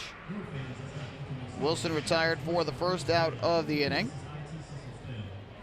And with 1 on and 1 out, that'll bring up the catcher, Salvador Paniagua. Kyle Simon starting tonight for New Britain, while Somerset counters this evening with Rudy Owens. Bees thus far have gotten 2 home runs from James Skelton and also have an RBI from Greg Golson, so they lead it 3-0 right now, top half of the 5th inning. Here's Salvador Paniagua, the catcher and 9-hitter. Marte takes his lead at first, and Brownell's first pitch swung on and missed. Half swing, and he went around on a high and inside fastball. Paniagua ground out to short his first time up. In Bridgeport, Connecticut, Bluefish hosting the Barnstormers. Scoreless game, bottom half of the 2nd inning at the ballpark at Harbor Yard. The destination for the Ducks for tomorrow's series opener with Bridgeport. 0-1, fouled off down the right field line, well out of play. Paniagua now behind at 0-2. Mike Lee getting the start tonight for Lancaster, while Bridgeport counters with Jimmy Patterson. Bridgeport winning last night after Lancaster took the series opener. It was a great day for York yesterday. They won, Sugar Land lost, and Lancaster lost. So gained a game on each. Now the 0-2. Paniagua swings, fouls one back to the screen behind the plate, staying alive. So York entering the day 3 up on Sugar Land, 3.5 up on Lancaster in the Freedom Division, as they try and clinch a first half title, and now minus 2 of their big lineup pieces in the forms of Isaiah Tejeda and Telvin Nash, who both had their contracts purchased over the last 2 days. 0-2 from Brownell. Paniagua pops one up foul, first base side. Blank gives it a look, but this will go about 4 rows back into the seats. So Paniagua battling here with Brownell.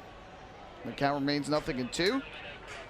And down in Sugar Land, a game that'll begin in about a half hour. It'll be the Skeeters hosting the Blue Crabs. Tim Sexton will be on the mound tonight for Southern Maryland. Parker Frazier will go for Sugar Land. And a game that becomes more important for the Skeeters with their loss in York's win yesterday. 0-2 again. Paniagua swings and misses strike 3, chasing the breaking ball down in the dirt. No, they say a foul ball. They say a foul ball. He just caught a piece of it.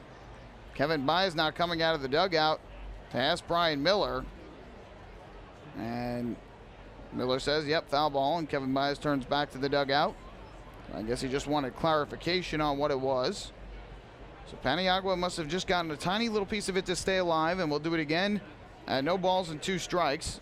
Thus far, Brownell has thrown a total of 63 pitches, 44 for strikes. And here, a fastball called, strike 3 over the inside corner.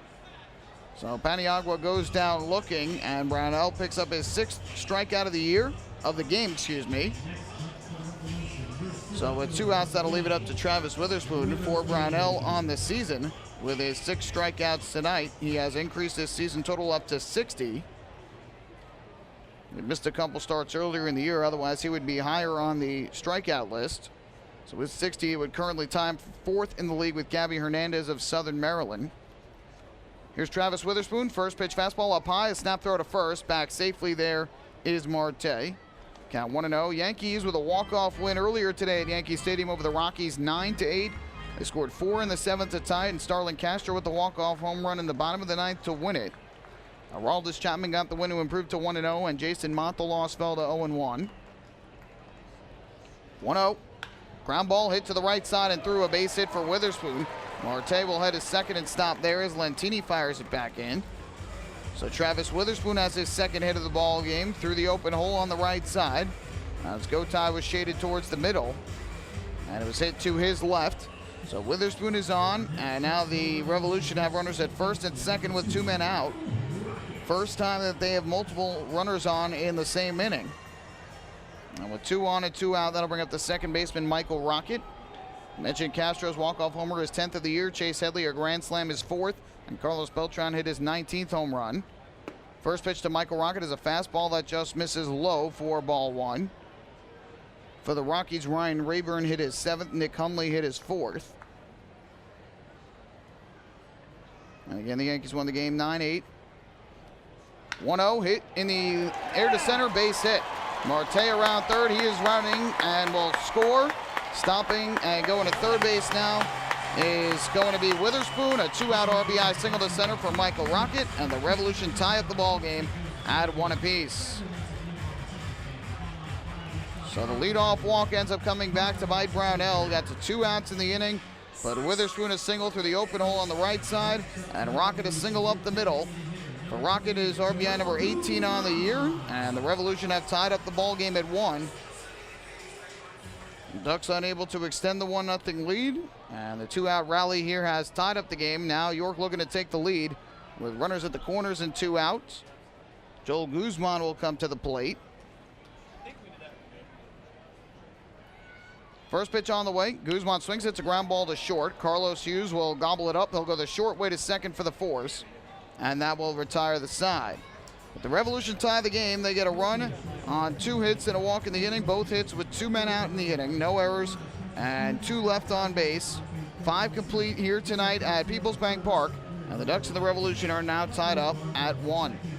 Hey fans, this is relief pitcher Bruce Kern, and you're listening to Ducks Baseball on the Ducks official YouTube channel, youtube.com/DucksBaseball. Hey, PSEG Long Island customers. Want to learn how to save on your electric bill? Here's one way. You can save up to $100 each year by simply replacing 10 incandescent bulbs with CFL or LED bulbs. Want to save even more? Take our online home energy survey. It's free. It takes just 10 minutes to complete, and it may save you hundreds more. Find out about our energy efficiency programs at www.pseglyny.com/savemoney. M&V Limousines is the official bus company of the Long Island Ducks. Family owned and operated, they've been in the business for over 23 years.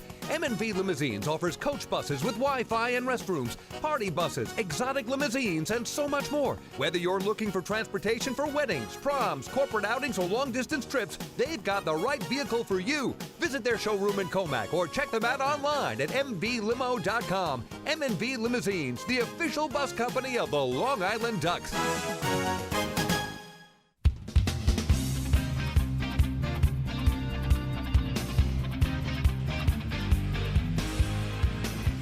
On to the 6th inning here at Peoples Bank Park. Ducks and the Revolution are tied up now at 1 thanks to Michael Rocket's 2-out RBI single in the bottom of the 5th.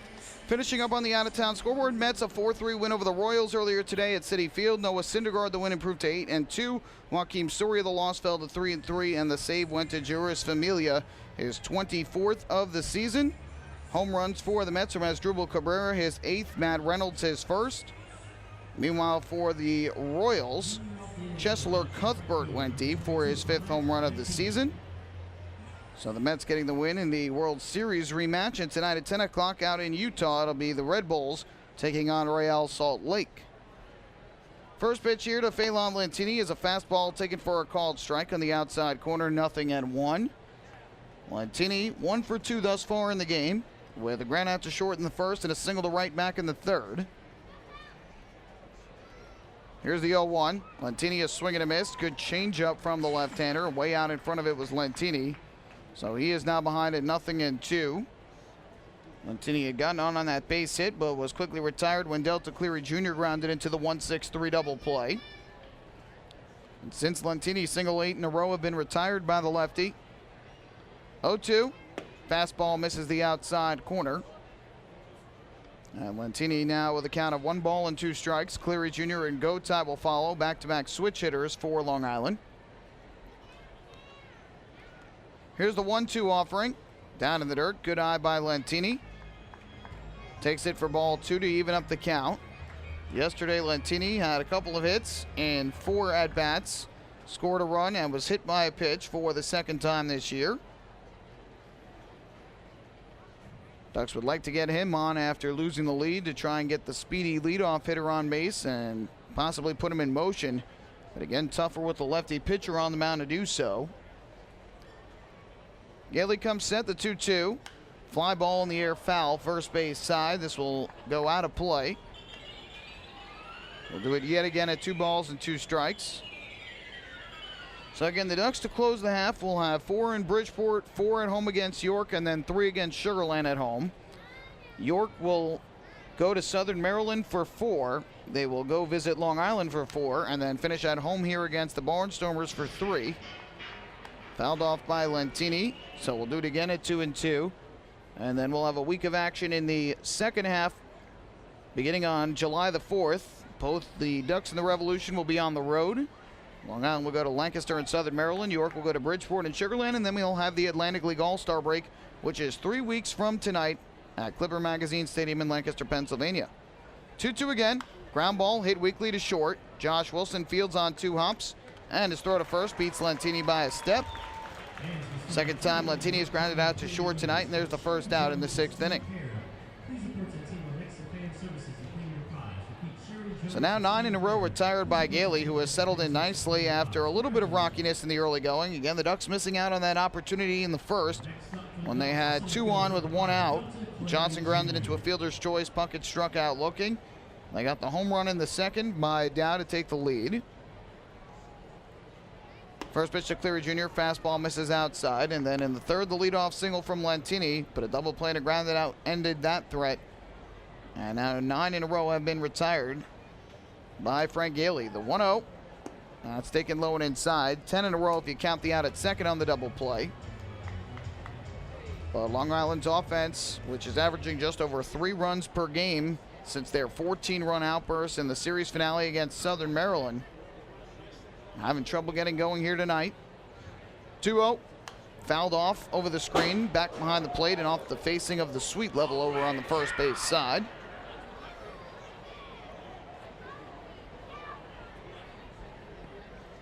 Count 2-1 on Cleary Jr., who reached on an infield single to short in the first and then grounded into the double play in the third. 2-1, fastball is up and away. Ball 3.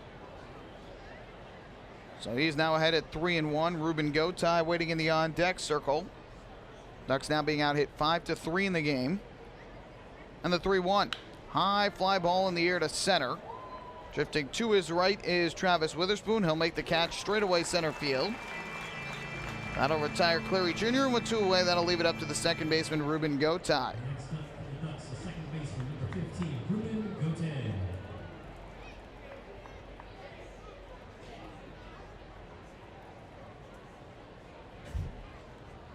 So here's Ruben Gotay to the plate, a switch hitter batting from the right side, who was 0 for 1, bounced to third in the third inning and drew a walk in the first. First pitch on the way. And the fastball misses high and outside for ball 1. Gotay yesterday, we mentioned, had a couple of hits for Long Island, a pair of singles in his last 2 at-bats, a walk in his first trip to the plate, and a ground out back to the mound. 1-0. And that is in for a called strike to even up the count at 1-1. So Gailey looking for his 3rd consecutive 1-2-3 inning here in the 6th. With a 1-1. Swinging a ground ball foul to the third base side, right into the opening in the Ducks dugout. And Gailey quickly ahead in the count on Gotay. Trying to retire his 11th straight batter. Gets the sign from Paniagua, comes set at the belt. The 1-2 pitch. Gotay takes off the outside corner on an off-speed pitch. Now the count even up at 2-2. Infield, for the most part, playing straight away. The second baseman rocketed up the middle slightly. Now the 2-2. On the outside corner, strike 3 called. Good changeup from Gailey. Gotay goes down looking. 7th strikeout for the left-hander Gailey. And the Ducks go down in order. 11 straight retired by Gailey. And we head to the bottom of the 6th. 1-1 the score. Hey fans, this is catcher Mike Dowd, and you're listening to Ducks Baseball on the Ducks official YouTube channel, youtube.com/DucksBaseball. James Simmons is going back. He is looking up, and on Park in the Park Night, that one is gone, and reaches a kennel in Central Islip.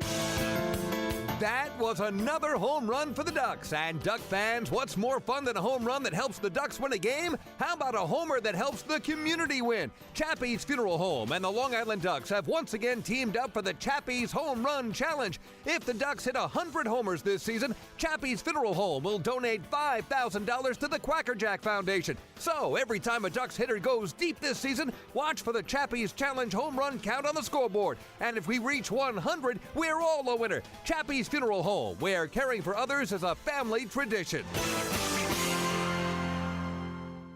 Can't get enough of the Long Island Ducks? Well, now you can get even more inside info on your favorite hometown team through Facebook and Twitter. The Ducks are constantly updating fans through social media with scores, transactions, ballpark promotions, and much more. You can even win great prizes. All you'll need to do is make a free account on Facebook and Twitter, and then visit us at facebook.com/LIDucks and twitter.com/LIDucks. Think you're Long Island's biggest Ducks fan? Get connected now.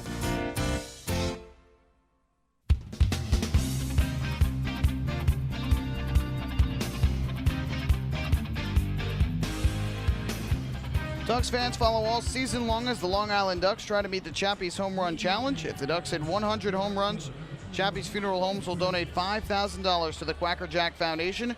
Chappie's Funeral Homes, where caring for others is our family tradition.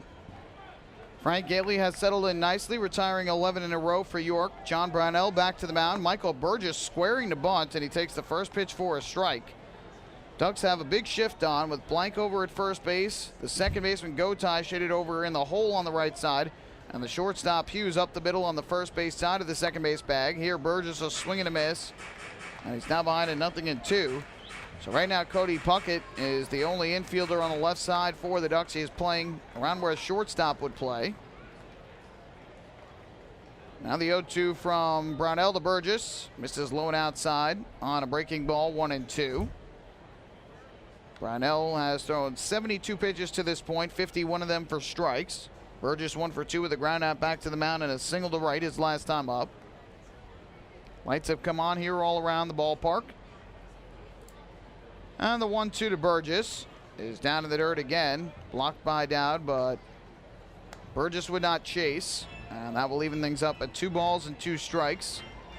Good pitchers duel thus far between Brownell and Gailey, as we expected.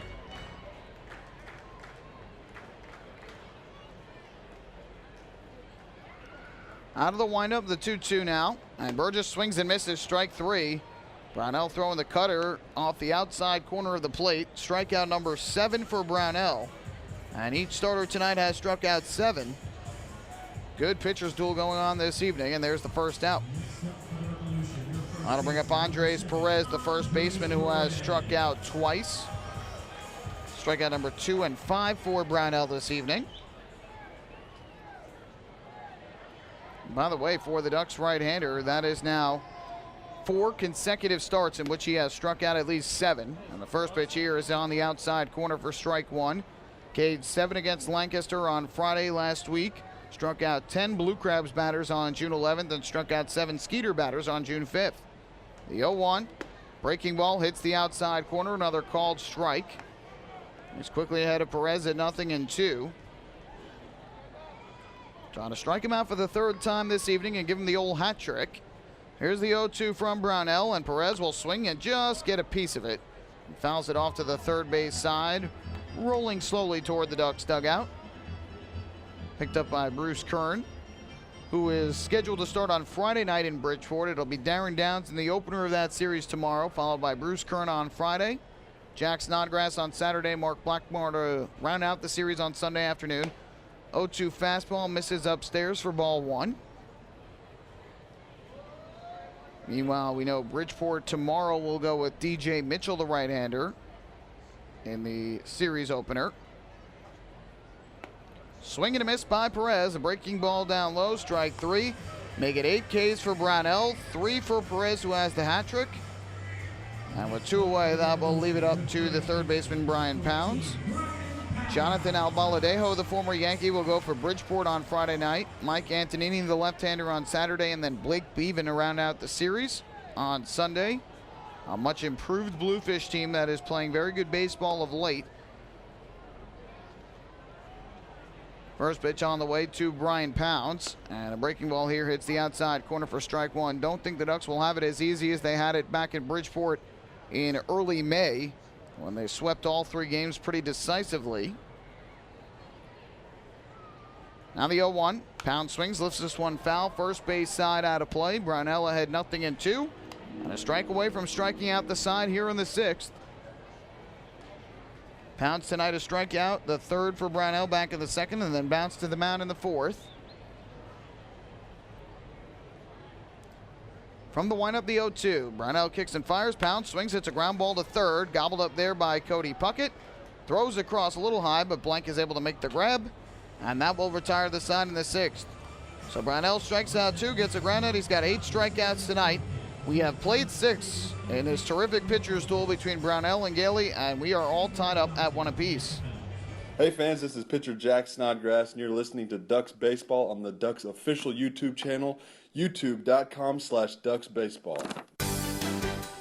Long Island's Ford Giant is bigger and better than ever. Sayville Ford celebrating the grand opening of their new state-of-the-art showroom featuring enclosed service drives, luxurious customer lounge, and a larger selection to choose from. Get giant savings on hundreds of new and used vehicles in stock. Sayville Ford's grand opening celebration is going on now. Visit SayvilleFord.com or download the Sayville Ford app today to learn more about Sayville Ford's grand opening savings. Call 631-589-4800 today. Have your birthday at the ballpark this season and celebrate with the Flock. Kona Ice birthday party packages with the Long Island Ducks are now available. Each package includes 10 box seats, a commemorative birthday t-shirt and autographed baseball, a pizza and Kona Ice party in the Hebrew National Picnic area, and so much more. Best of all, the birthday child will stand on the dugout while the entire crowd sings happy birthday. Reserve your party today by calling the group sales department at 631-940-3825.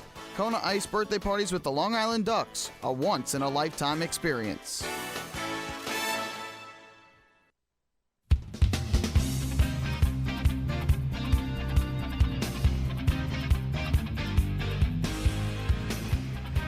Seventh inning of a 1-1 ball game. Series finale of this 3-game set between the Ducks and the Revolution. York going for the sweep. Ducks trying to salvage the finale before they head to Bridgeport. Leading things off is Dan Johnson, and he takes a breaking ball on the outside corner from Frank Gailey for strike one. Ducks thus far have 3 hits and a run off of Gailey. And the only run was on the home run left by Mike Dowd back in the 2nd. Here Johnson, a hot shot to first. Tough hop for Perez. He knocks it down, recovers, and he's able to take it to the bag and beat Johnson for the out. 1 away. Gailey has walked 1 while striking out 7 and has now retired 12 in a row. Meanwhile, on the other side for Brownell, he has struck out 8 over 6 innings, has allowed 5 hits, all of them singles, and 1 walk. And the only run that scored was in the 5th. Thanks to Travis Witherspoon's 2-out single to keep the inning alive, and then Michael Rocket's RBI base hit up the middle. Attacked by Bugs here in the broadcast booth. First pitch to Cody Puckett is taken on the inside corner for a strike, 0-1. It's been fairly humid during this 3-game set, and so the Bugs have started to come out with summer now officially underway. 0-1, and Puckett swings, fouls it back to the screen. The count 0-2. Puckett 0 for 2 tonight. He's had a tough go of it in this series. Got a double in his first at-bat of the series, but since the double, he is now 0 for 9.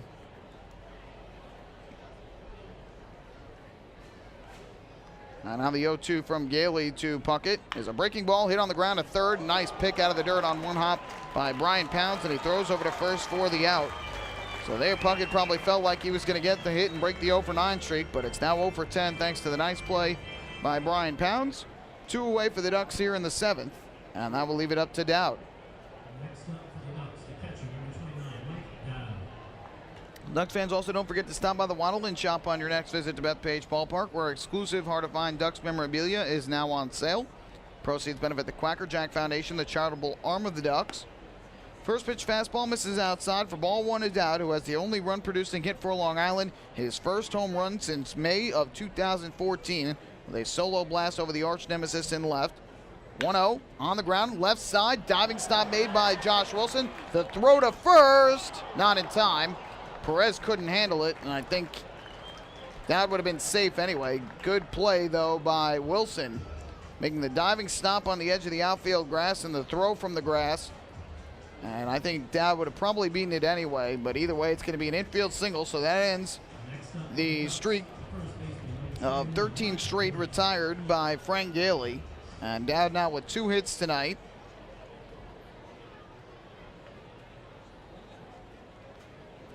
So a runner at first with 2 down. That's the go-ahead run. Here is Mike Blank, who is 0 for 2 tonight. First pitch on the way. And the breaking ball here is taken for a called strike. 0-1. Not the Ducks' 4th hit of this ball game. Blank has struck out swinging and grounded to third. Here, Blank a chopper up the third baseline. That'll go foul. And he is quickly behind at 0-2. Gailey trying to work around the single. Looks like a Revolution pitcher has gone out to the bullpen to start throwing. Gailey right now is at 94 pitches, 62 for strikes, so might be starting to get towards the end. Now the 0-2, and Blank will swing and nub this one up the first baseline, rolling, and it is picked up by Perez. It's a fair ball, and he will take the out at first for the final out of the inning. A little roller that just managed to stay fair along the line. And Blank retired for the 3rd time tonight. That'll end the 7th. No runs, 1 hit, 1 left for the Ducks. Time to stretch here at Peoples Bank Park. Great pitchers duel going on. And after 6.5, the Ducks and the Revolution are tied at 1. Hey fans, this is pitcher Nick Struck, and you're listening to Ducks Baseball on the Ducks official YouTube channel, youtube.com/DucksBaseball. Hey, Ducks fans, the official hotel of the Long Island Ducks is the Upsky Law 31231-1100. Family fun every time. Beautiful evening for baseball. Big action every time. He reaches up, it's gone! Great value every time. And the Ducks have won it 7-1. The Ducks schedule is loaded with new promotions this season, and with an average ticket price of just $10 and free parking, there is no better value on Long Island. For game times and tickets, visit liducks.com. Long Island Ducks Baseball. Good times every time.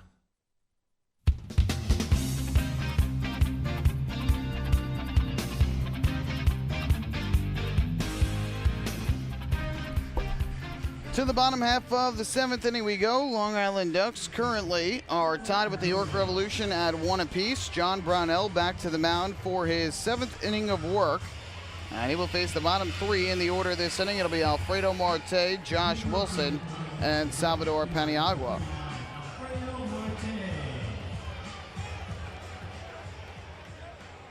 So here's Alfredo Marte, who will come up from the right side. First pitch, and a fastball from Brownell, misses up high. 4-1. Brownell entering the inning. He's got a total of 83 pitches, 59 of them for strikes. And here Marte, it's a high fly ball to right center field. Delta Cleary Jr. takes a couple steps back to his left and will make the catch. Second time Marte has flown out to him tonight, and there's the first out of the 7th. 5 straight have now been retired by Brownell since the RBI single by Rocket tied up the game back in the 5th inning. Both these pitchers have looked pretty sharp here tonight. One mistake on each side. The home run by Mike Dowd back in the 2nd inning. The 2-out RBI single by Michael Rocket in the 5th. And that has been it. First pitch coming up here to Josh Wilson, the shortstop, and he'll take a fastball upstairs for ball 1. Just got word that Scott Rice is warming up down the right field line in the York Revolution bullpen. So it might be the end of the night for Frank Gailey. Here's the 1-0. Breaking ball taken high and inside for ball 2. On the season, Gailey has again only made 3 starts. His longest was on June 10th when he went 7 innings. Last year, though, was primarily a starter. 15 of his 20 appearances were starts. 2-0. Wilson takes. There's a strike on the outside corner at the knees, and it's 2-1. Wilson 0 for 2 with a strikeout and a pop-up to short in his 2 trips to the plate.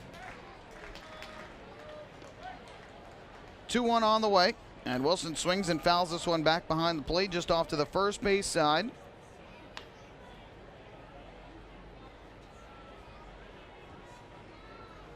So the count goes to 2 balls and 2 strikes on Josh Wilson, with Salvador Paniagua waiting in the on-deck circle. Kicking the pitch on the way, and Wilson swings. It's a fly ball in the air to left. Shallow. Racing in, and Anthony Vega still coming on, and he makes the catch, losing his hat in the process. Nice running grab by Anthony Vega, charging in on a shallow fly ball from Josh Wilson.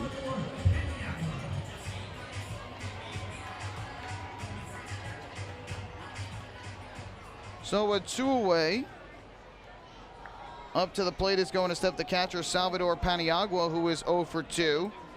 With a ground out to shorten a strikeout looking. First pitch to him is swung on and missed. Chasing a breaking ball down low. And the count goes 2-0 at 1. Brownell works out of the windup and the 0-1 offering. Big looping breaking ball swung on and missed. An excellent 12-6 curve that dropped in for a strike. It was going to be a called strike anyway, most likely, but Paniagua swung right through it. Count 0-2. Brownell looking for his 9th strikeout of the night. Winds and fires to the plate. Paniagua takes the breaking ball down low, would not chase. So the count goes to 1-2. We'll see which team can break this 1-1 tie and take the lead. Late in this ball game, bottom of the 7th here in the series finale. 1-2. Fastball on the inside corner, strike 3 called. Make it 9 strikeouts on the night for John Brownell. He sets down the Revolution in order and has retired 7 in a row since the RBI single by Rocket. 7 complete tonight. What a ball game. 1-1 Ducks and the Revs here in York. Hey fans, this is outfielder Anthony Vega, and you're listening to Ducks Baseball on the Ducks official YouTube channel, youtube.com/DucksBaseball. Few places on Earth offer the charm and excitement of Fire Island. At Fire Island Ferries, located conveniently at 99 Maple Avenue in Bay Shore, they offer convenient travel to Fire Island 7 days a week. Fire Island is quickly becoming a top destination for families of all ages. Experience the informal, carefree communities, the dazzling night scene, enjoy fine dining, or climb to the top of one of the tallest lighthouses in the United States. But there's only one way to get there, by calling Fire Island Ferries at 631-665-3600 today. For fare and scheduling information, please visit fireislandferries.com. Hey Ducks fans, stay up to date with Long Island's hometown team by visiting Quack of the Bat, the official blog of the Long Island Ducks. Quack of the Bat will bring Ducks fans beyond the headlines with in-depth feature articles, breaking news stories, game previews, post-game wrap-ups, and so much more. Interact with the team during the entire season through quotes directly from the players and coaches, as well as exclusive video clips and photos.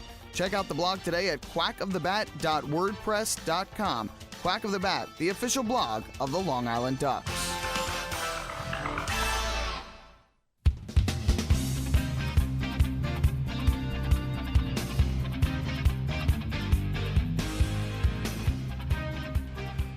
Eighth inning tied at 1. Ducks fans, do you want frequent updates on team transactions, scores, store specials, and the status of upcoming games? Well, then you should follow the Long Island Ducks on Twitter at twitter.com/LIDucks. With Twitter, the faithful flock will be able to follow their Ducks and find out more information regarding nightly promotions, player signings, league activities, and so much more. The Ducks are tweeting right now, and you can follow along at twitter.com/LIDucks.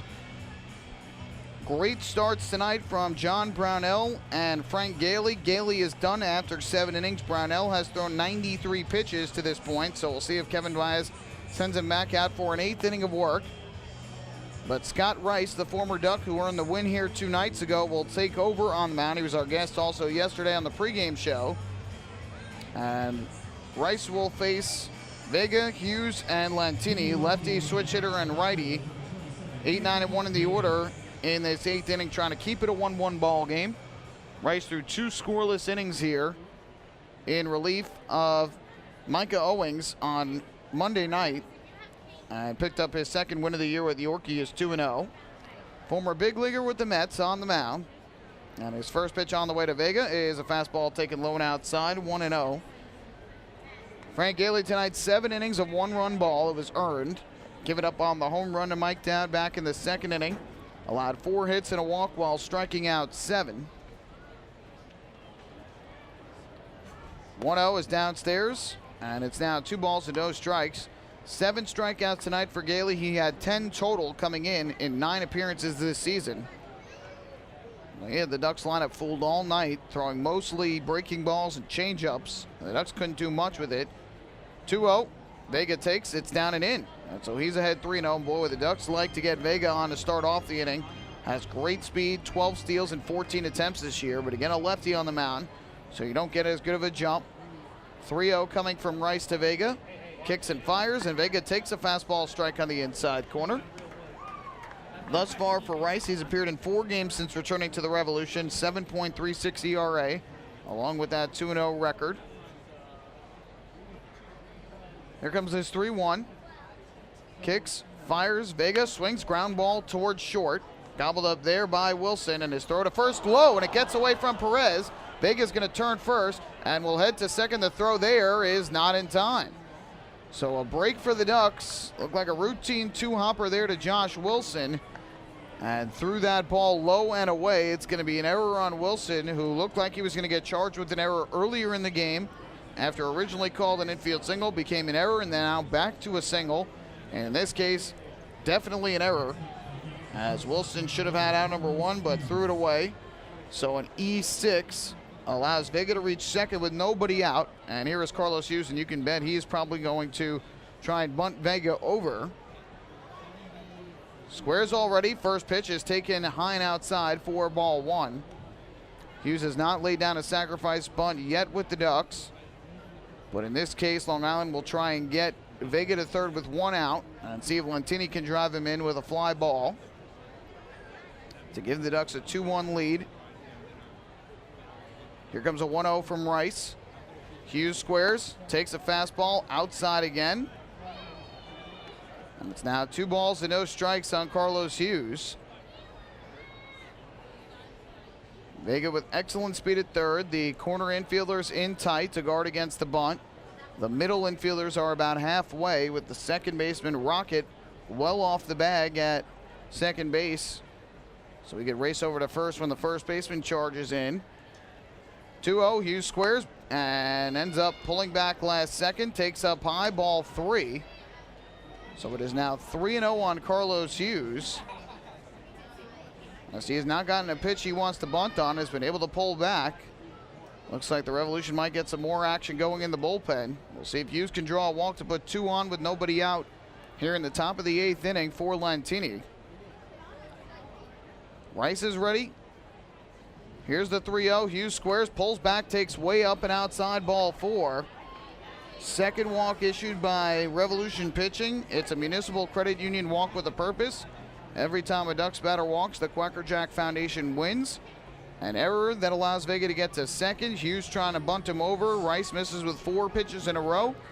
Now the Ducks now with 2 men on and nobody out. And up to the plate steps Phelan Lentini. Well, Lentini has laid down 2 sacrifice bunts this year. Has great speed. Again, would think he would try and square here, but we'll see what Kevin Baez tells him to do. Vega takes his lead at second, and Hughes from first with nobody out. Rice kicks, deals to the plate. Lentini squares and bunts it. Third base side of the plate. It will be a foul ball. So Lentini trying to bunt that one up the third base line. Could not get it down. Nothing at 1. I mentioned he has 2 sack bunts this year. And tonight is 1 for 3 with 2 groundouts to short and a single. Luis Perdomo is the righty that has gotten up in the York bullpen down the right field line. Nothing doing for the Ducks. So it looks as though Brownell will come back out for the bottom of the 8th at 93 pitches. The runners lead. Rice comes set. Here's the 0-1. Lentini squares, bunts it out, back towards the mound. Rice picks it up. He's going to throw to third, and it's in time for the out. So the bunt is not successful for Long Island. Lentini trying to lay it down, and he hit it too hard back to the mound. And Rice, who has the better angle to throw to third than a righty would, makes a perfect strike and just gets Vega out. So it'll go down as a fielder's choice by Lentini. 1-5 on the bunt. Out at third is Vega. And down to second base goes Carlos Hughes. So the Ducks unable to get the go-ahead run at third with less than 2 outs. And now Cleary Jr. to the plate. First pitch, and he takes a fastball downstairs for ball 1. Hughes with excellent speed at second. Lentini with good speed at first.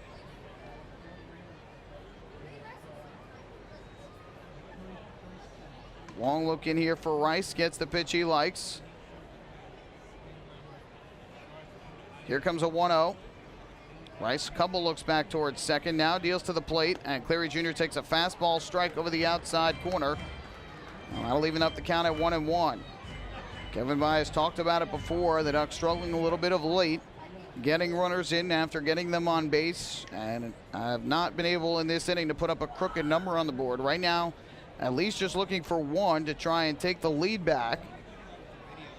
The 1-1, Cleary Jr. swinging a chopper here, hit slowly to short, charging it is Wilson. He fields off balance throw to first, is in time for the out. Good play by Wilson after making the error earlier in the inning. So there's the second out of the inning. Hughes goes to third, Lentini to second. And now with 2 outs in the inning, that's going to leave it up to Ruben Gotay. So despite Cleary Jr.'s speed, was unable to beat out that ground ball hit to Wilson. But now the Ducks with the go-ahead run at third, another runner at second. A base hit here could give the Ducks a 3-1 lead. And here is Ruben Gotay, who tonight is 0 for 2 with a walk, batting from the right side. First pitch on the way from Rice, and Gotay swings and pops it up foul. First base side out of play. And the count 0-1. Ducks got a big break when Anthony Vega reached on the error by Wilson, getting him to second base with nobody out. And Hughes, who was trying to bunt him over, ended up working out a walk. So 2 on with nobody out. But the next 2 have been retired, including the force out at third on the bunt attempt by Lentini. Now an 0-1, and Gotay takes a strike called over the inside corner. Good off-speed pitch there from Rice. He's ahead 0-2 at 1 strike away from getting out of this big jam here in the top of the 8th inning.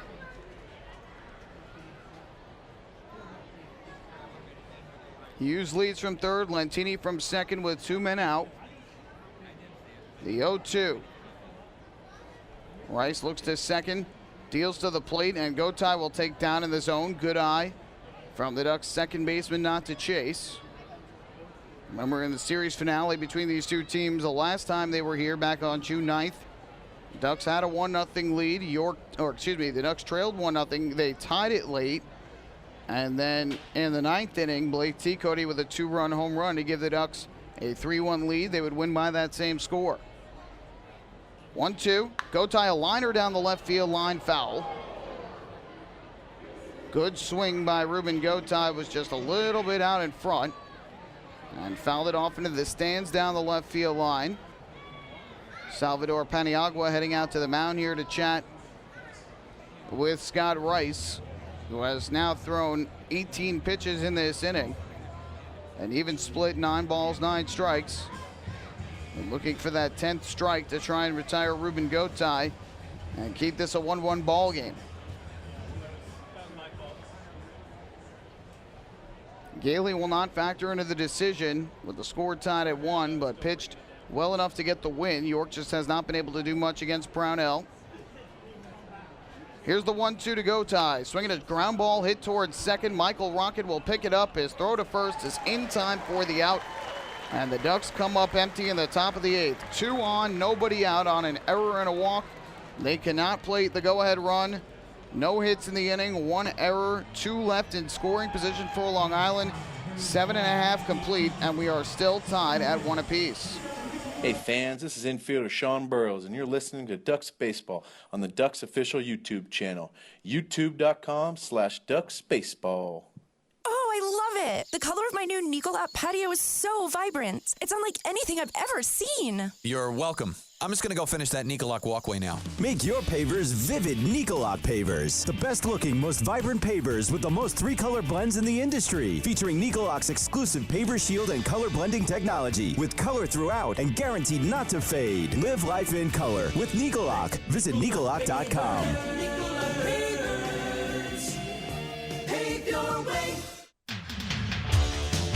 Bethpage Ballpark is a great place to watch a ball game, so why not do so from some of the best seats in the house? the Ducks are proud to present the brand new Long Island Ducks Beer Garden. Open for all fans on nights when the Smokin' Owls party deck has not been reserved, the Beer Garden will feature a variety of frosty draft and bottled brews, as well as several food choices. The area has been decked out with bar rail seating and Ducks branded furniture to provide a comfortable atmosphere for everyone. Be sure to stop by and check out the brand new Long Island Ducks Beer Garden on your next visit to the ballpark.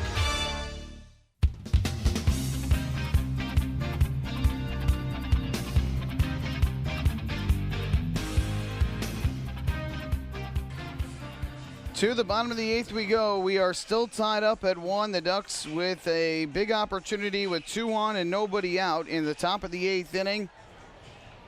But Phelan Lentini is unable to sacrifice the runners over. They get the out at 3rd. Delta Cleary Jr.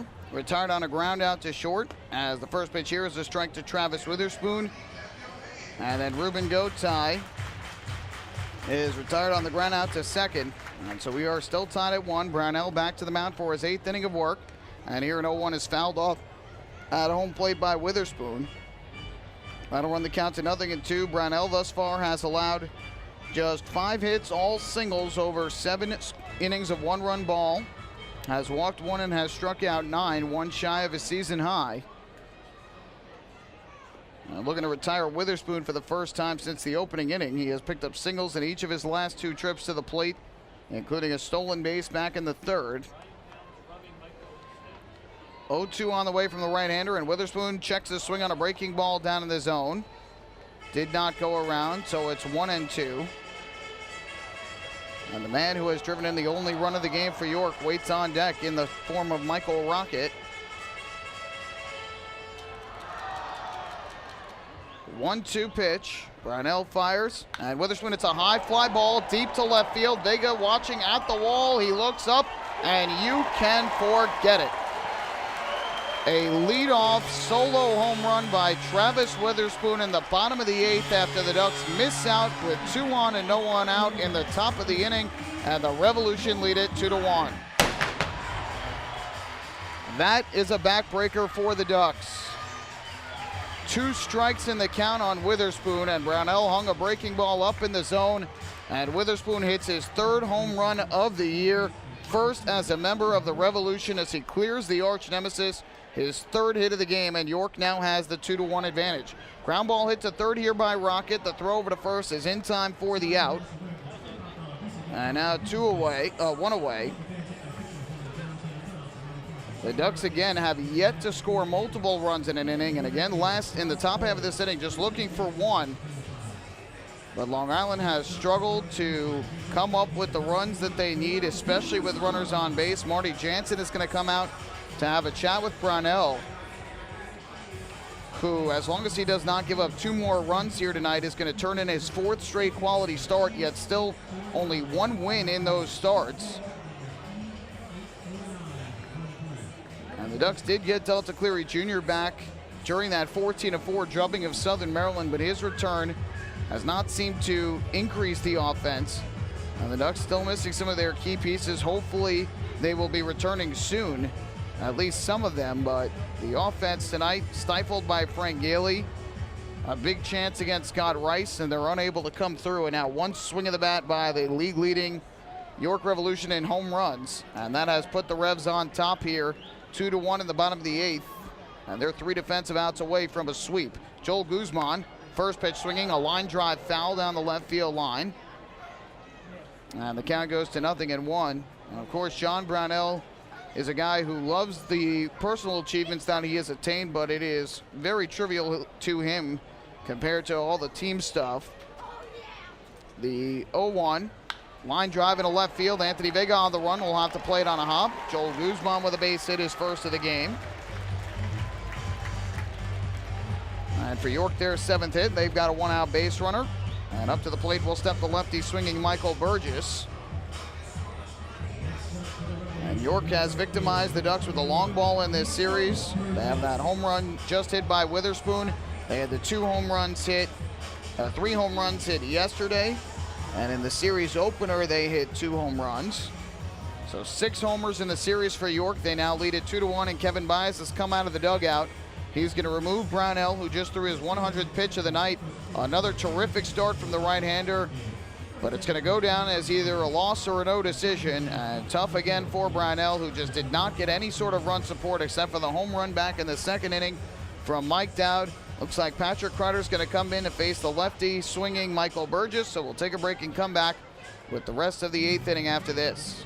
Hey fans, this is pitching coach Marty Jansen, and you're listening to Ducks Baseball on Ducks official YouTube channel, youtube.com/DucksBaseball. Northwell Health Southside Hospital in Bayshore is the healthcare heart of our community. We provide outstanding healthcare right here at home with centers of excellence in cardiology, orthopedics, neurosciences, women's health services, and much more. Experience counts, and Northwell Health Southside Hospital has been around for nearly a century of care. For more information, please call 631-968-3000 or visit us on the web at northwell.edu. Family fun every time. Beautiful evening for baseball. Big action every time. He reaches up. It's gone! Great value every time. And the Ducks have won it 7-1.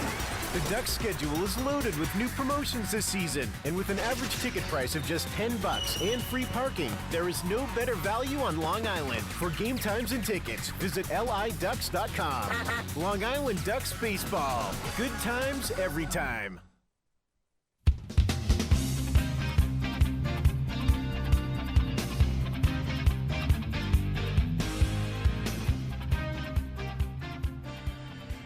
Well, we continue here in the bottom of the 8th inning. The Ducks trailing for the first time all night as they are down 2-1. They took the 1-0 lead in the second inning on Mike Dowd's home run. But since that home run hit by Dowd, the Ducks have managed just one hit. And that was two hits. The single to right by Lentini in the third, the infield single by Dowd in the 7th. So against Gailey and Rice, just 2 hits since that homer. Total for the night, just 4 hits for Long Island. And after missing out on a big opportunity in the top of the 8th, the leadoff man Travis Witherspoon, who entered with just 2 home runs this year, cleared the arch nemesis in left for his 3rd home run and first as a Revolution batter. And York now leads at 2-1. Mike DeMarc has begun warming in the Revolution bullpen down the right field line. And York's closer will look to come in the 9th inning and try and seal the sweep for the Revs. Meanwhile, York's offense will try and add more to this lead as Patrick Kreider, the lefty, has taken over for Brownell to face Michael Burgess, the right fielder. First pitch on the way, and he will swing and pop one up foul back behind the plate. The count goes to 0-1. Burgess 1 for 3 with a single to right back in the 4th. He has also bounced back to the mound and struck out swinging. Kreider in yesterday's game came on to face Burgess in the 8th and struck him out swinging after Lomangino allowed a home run to Telvin Nash. 0-1. Breaking ball misses low and outside. So it is the Revolution 2 and the Ducks 1 as we play here in the bottom of the 8th inning. Top of the 9th in New Britain, the Bees have a 3-0 lead over the Patriots. Here comes a 1-1. Kreider deals to the plate. Burgess will swing and miss, chasing that breaking ball down in the zone. And the count goes to 1-2. So if that score holds, the Ducks will certainly want to try and come back. Regardless of whether the score holds, the Ducks want to try and come back in the 9th inning to salvage the finale. But even more so, if Somerset ends up losing to try and pick up the game and get back to within a game in the standings. Time is running out. Again, just 11 games left in the first half for Long Island. Trailing by 2 in the division. Here comes the 1-2 to Burgess. Guzman leads at first with 1 out. The pitch. Fastball just missed the outside corner. Leaving up the count at 2-2. Kreider 2-0 with a 1.08 ERA in 26 games out of the bullpen this year. Second most appearances in the Atlantic League. Here's the 2-2. And Burgess will swing and a miss at a nasty breaking ball for strike 3. Burgess frustrated with himself after the swing and the miss. So for Kreider, he picks up his first strikeout of the night and the 10th for Ducks pitching. Now the righty Andres Perez will come up to the plate, and Kevin Byes will continue to play matchups. He will head out to the mound and take the ball from Patrick Kreider, or so we believe. There is action for the Ducks in their bullpen, so Kevin Baez will point to the bullpen. Kreider comes in to face the lefty, gets the job done. Another pitching change here at Peoples Bank Park as the Long Island Ducks currently trailing 2-1. Hey fans, this is pitcher Kevin Vance, and you're listening to Ducks Baseball on the Ducks official YouTube channel, youtube.com/Ducks Baseball.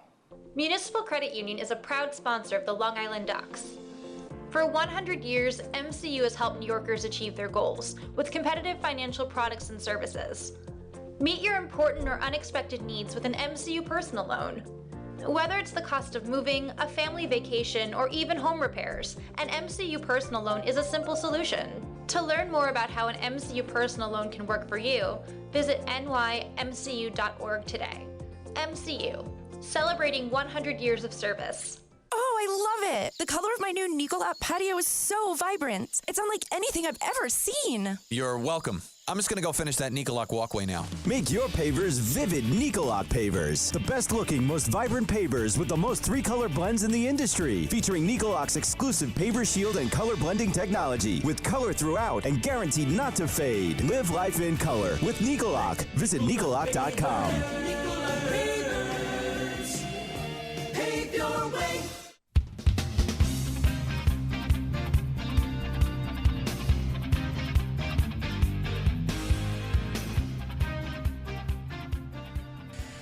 Bottom of the 8th inning, and it is Amalio Diaz who has come out of the bullpen for the Ducks following a strikeout of Michael Burgess by Patrick Kreider. Kevin Baez electing to take Brownell out after giving up a one-out single to Joel Guzman, which had followed a groundout, and the leadoff home run in this inning by Travis Witherspoon that gave the Revolution a 2-1 lead. And so now Diaz will take the mound for Long Island, trying to retire the first baseman Andres Perez. And keep it right here at 2-1. Looking ahead to the 9th inning, the Ducks are going to have their 4, 5, and 6 hitters due up. Dan Johnson, Cody Puckett, and Mike Dowd. Johnson and Puckett are each 0 for 3 tonight. Dowd has been the story offensively for Long Island. There hasn't been much of a story, but Dowd is 2 for 3, including that solo home run, his first of the year, first in over 2 years for him. And that has been all the Ducks offense has really been able to produce tonight. So Diaz trying to keep it right here and give the offense a chance in the top of the 9th against presumably Mike DeMark, who is warming in the bullpen for York, is their closer. And on the season leads the Atlantic League with a total of 18 saves. First pitch coming up. Diaz comes set. Kicks and fires, and Perez will swing and line this one down the left field line. It is a base hit. Fair ball down the left field line. Around second, heading for third is Guzman. In at second base with the double is Andres Perez. So on the first pitch from Amalio Diaz, Perez has the double, his first hit of the night after striking out in his first 3 at-bats against Brownell. For Perez, his 9th double of the year, and now 2 in scoring position with 2 away. That'll bring up Brian Pounds to the plate. By the way, the runner at third base, Joel Guzman, is Brownell's responsibility. So even if he scores, the most Brownell could give up is 3 runs tonight. So he will get his 4th consecutive quality start no matter what. But ultimately leaves trailing. And a killer of a home run given up to start off this 8th inning by Witherspoon. Here's Brian Pounds to the plate from the right side. First pitch from Diaz on the way, and Pounds will swing and miss at a high fastball for strike 1. Very important moment in the ball game here. 2 in scoring position with 2 out. A single could make this a 3-run game, and a much more difficult road for the Ducks in the 9th inning to try and come back.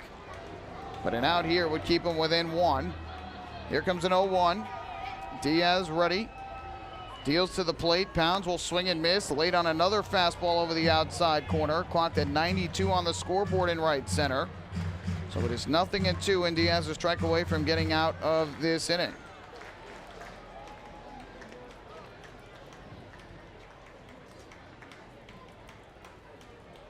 So here comes an 0-2. Diaz gets the sign from Dowd. Kicks and fires, and Pounds will swing and miss for strike 3. 94 that time from Amalio Diaz as he dials it up. First strikeout for Diaz, and the 11th for Ducks pitching. And he's able to strand 2 in scoring position. But the Revolution get a run in the inning on 3 hits. The big blow, the solo home run by Travis Witherspoon to lead off. We go to the ninth, and it'll be Mike DeMark coming on to try and close this one out as the Revolution lead it 2-1.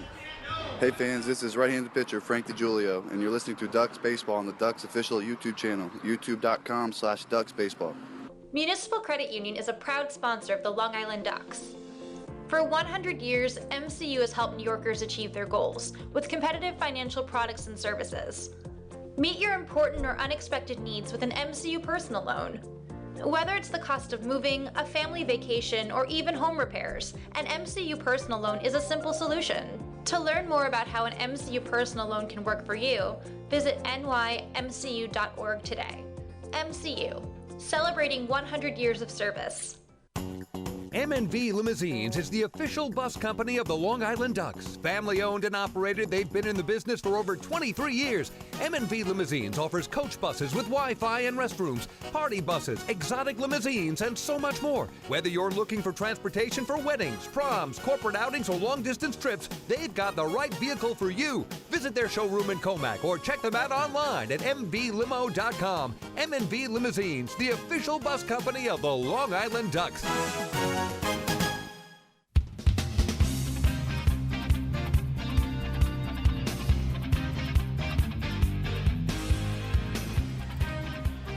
To the ninth inning we go. Mike DeMark is on for the York Revolution to try and pick up his Atlantic League leading 19th save of the year. Long Island Ducks trailing 2-1 on Travis Witherspoon's leadoff home run against John Brownell in the bottom of the eighth. What a night for Brownell. 7 in the third inning, 7 hits, 2 runs, both earned, a walk and 9 strikeouts.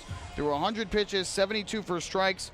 But the one stat that is going to bother him the most is that one home run of Witherspoon with a 1-ball, 2-strike count leading off the eighth. That has put the Revolution in front 2-1. Another quality start by him. That does not result in a win. His 4th straight quality start. And now the Ducks have to concern themselves with DeMark here in the ninth. First pitch to Dan Johnson is popped up in the air to shallow right. The second baseman Michael Rocket goes out, gives way to the right fielder Michael Burgess, who makes the catch. 1 pitch, 1 out for the Ducks here in the ninth against DeMark. So if DeMark can seal this one, Scott Rice is going to end up getting the victory after throwing a scoreless inning in the eighth. He ran himself into trouble thanks to an error by his shortstop Josh Wilson and a walk to Carlos Hughes. But ultimately no hits in the inning, no strikeouts, and ultimately no runs. He was able to get out of it, getting Lentini to bunt and getting the force out at third, and getting Cleary Jr. and Ruben Gotay on groundouts. Here's Cody Puckett, and the first pitch fastball hits the outside corner for strike one. Mike DeMark has been very impressive for the Revolution this year. 18 saves in 22 games, 0.39 ERA, and an 0-1 record. Puckett a swing and a miss, set a fastball down low for strike 2. The one loss was against the Ducks in the series finale back on June 9th, when he allowed the 9th inning home run to Blake T. Cody in a 1-1 game that gave the Ducks the 3-1 win. It's also the only home run he has allowed, and he has struck out 34 while walking only 4 in 23 innings. So it'll be an 0-2 to Cody Puckett, who tonight is 0 for 3 and 0 for his last 10. The 0-2 on the way, and Puckett will swing and hit a ground ball towards the middle, hits the mound. The shortstop Wilson fields on the outfield grass. His throw to first is dug out by Perez. And a tough break for the Ducks. If that doesn't hit the mound, it's probably in a center field, but it hit the mound and carried him towards Wilson at short. Puckett is retired for the second out, and the Revolution 1 out away from the series sweep.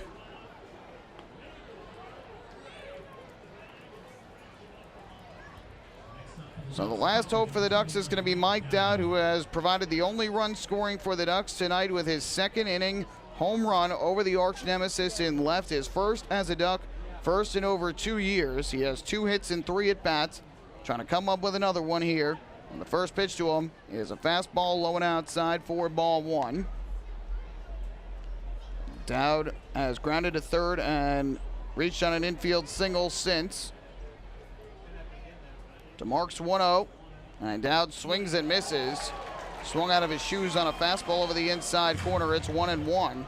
Patriots have lost, so the Ducks really needing to try and rally to win this game and close back to within a game, if not a missed opportunity to get back within a game in the standings. 1-1. Dowd swings and fouls it back to the screen behind home plate. Count is now 1-2, and the Ducks down to their final strike here in York. Revolution have won 4 of the first 5 meetings with Long Island, and looking to sweep this series.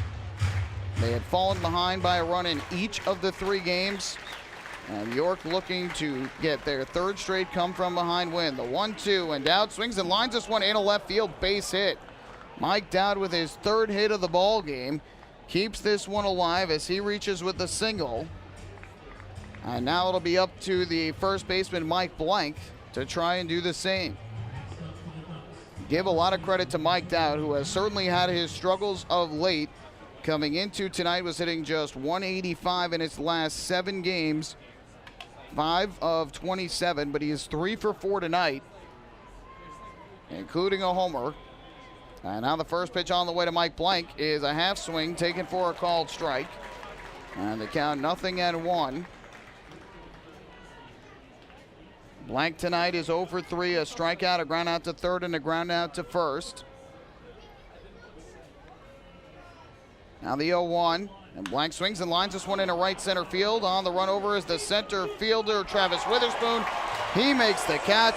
This ball game is over, and the York Revolution complete the sweep of the Ducks with a 2-1 win in the series finale.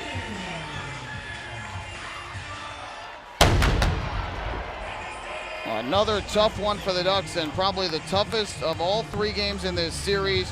John Brownell with a brilliant performance tonight, 7 1/3 innings of 2-run ball, but he allows the leadoff solo home run in the 8th that gives the Revolution the lead.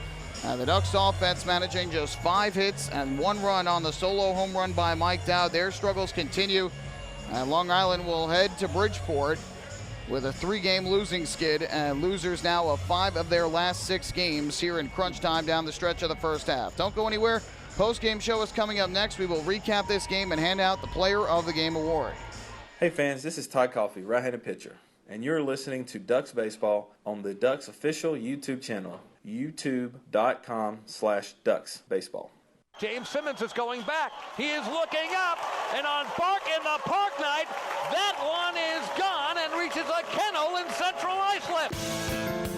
That was another home run for the Ducks. And Duck fans, what's more fun than a home run that helps the Ducks win a game? How about a homer that helps the community win? Chappie's Funeral Home and the Long Island Ducks have once again teamed up for the Chappie's Home Run Challenge. If the Ducks hit 100 homers this season, Chappie's Funeral Home will donate $5,000 to the Quacker Jack Foundation. So every time a Ducks hitter goes deep this season, watch for the Chappie's Challenge home run count on the scoreboard. And if we reach 100, we're all a winner. Chappie's Funeral Home, where caring for others is a family tradition. Can't get enough of the Long Island Ducks? Well, now you can get even more inside info on your favorite hometown team through Facebook and Twitter. The Ducks are constantly updating fans through social media with scores, transactions, ballpark promotions, and much more. You can even win great prizes. All you'll need to do is make a free account on Facebook and Twitter, and then visit us at facebook.com/LIDucks and twitter.com/LIDucks. Think you're Long Island's biggest Ducks fan? Get connected now.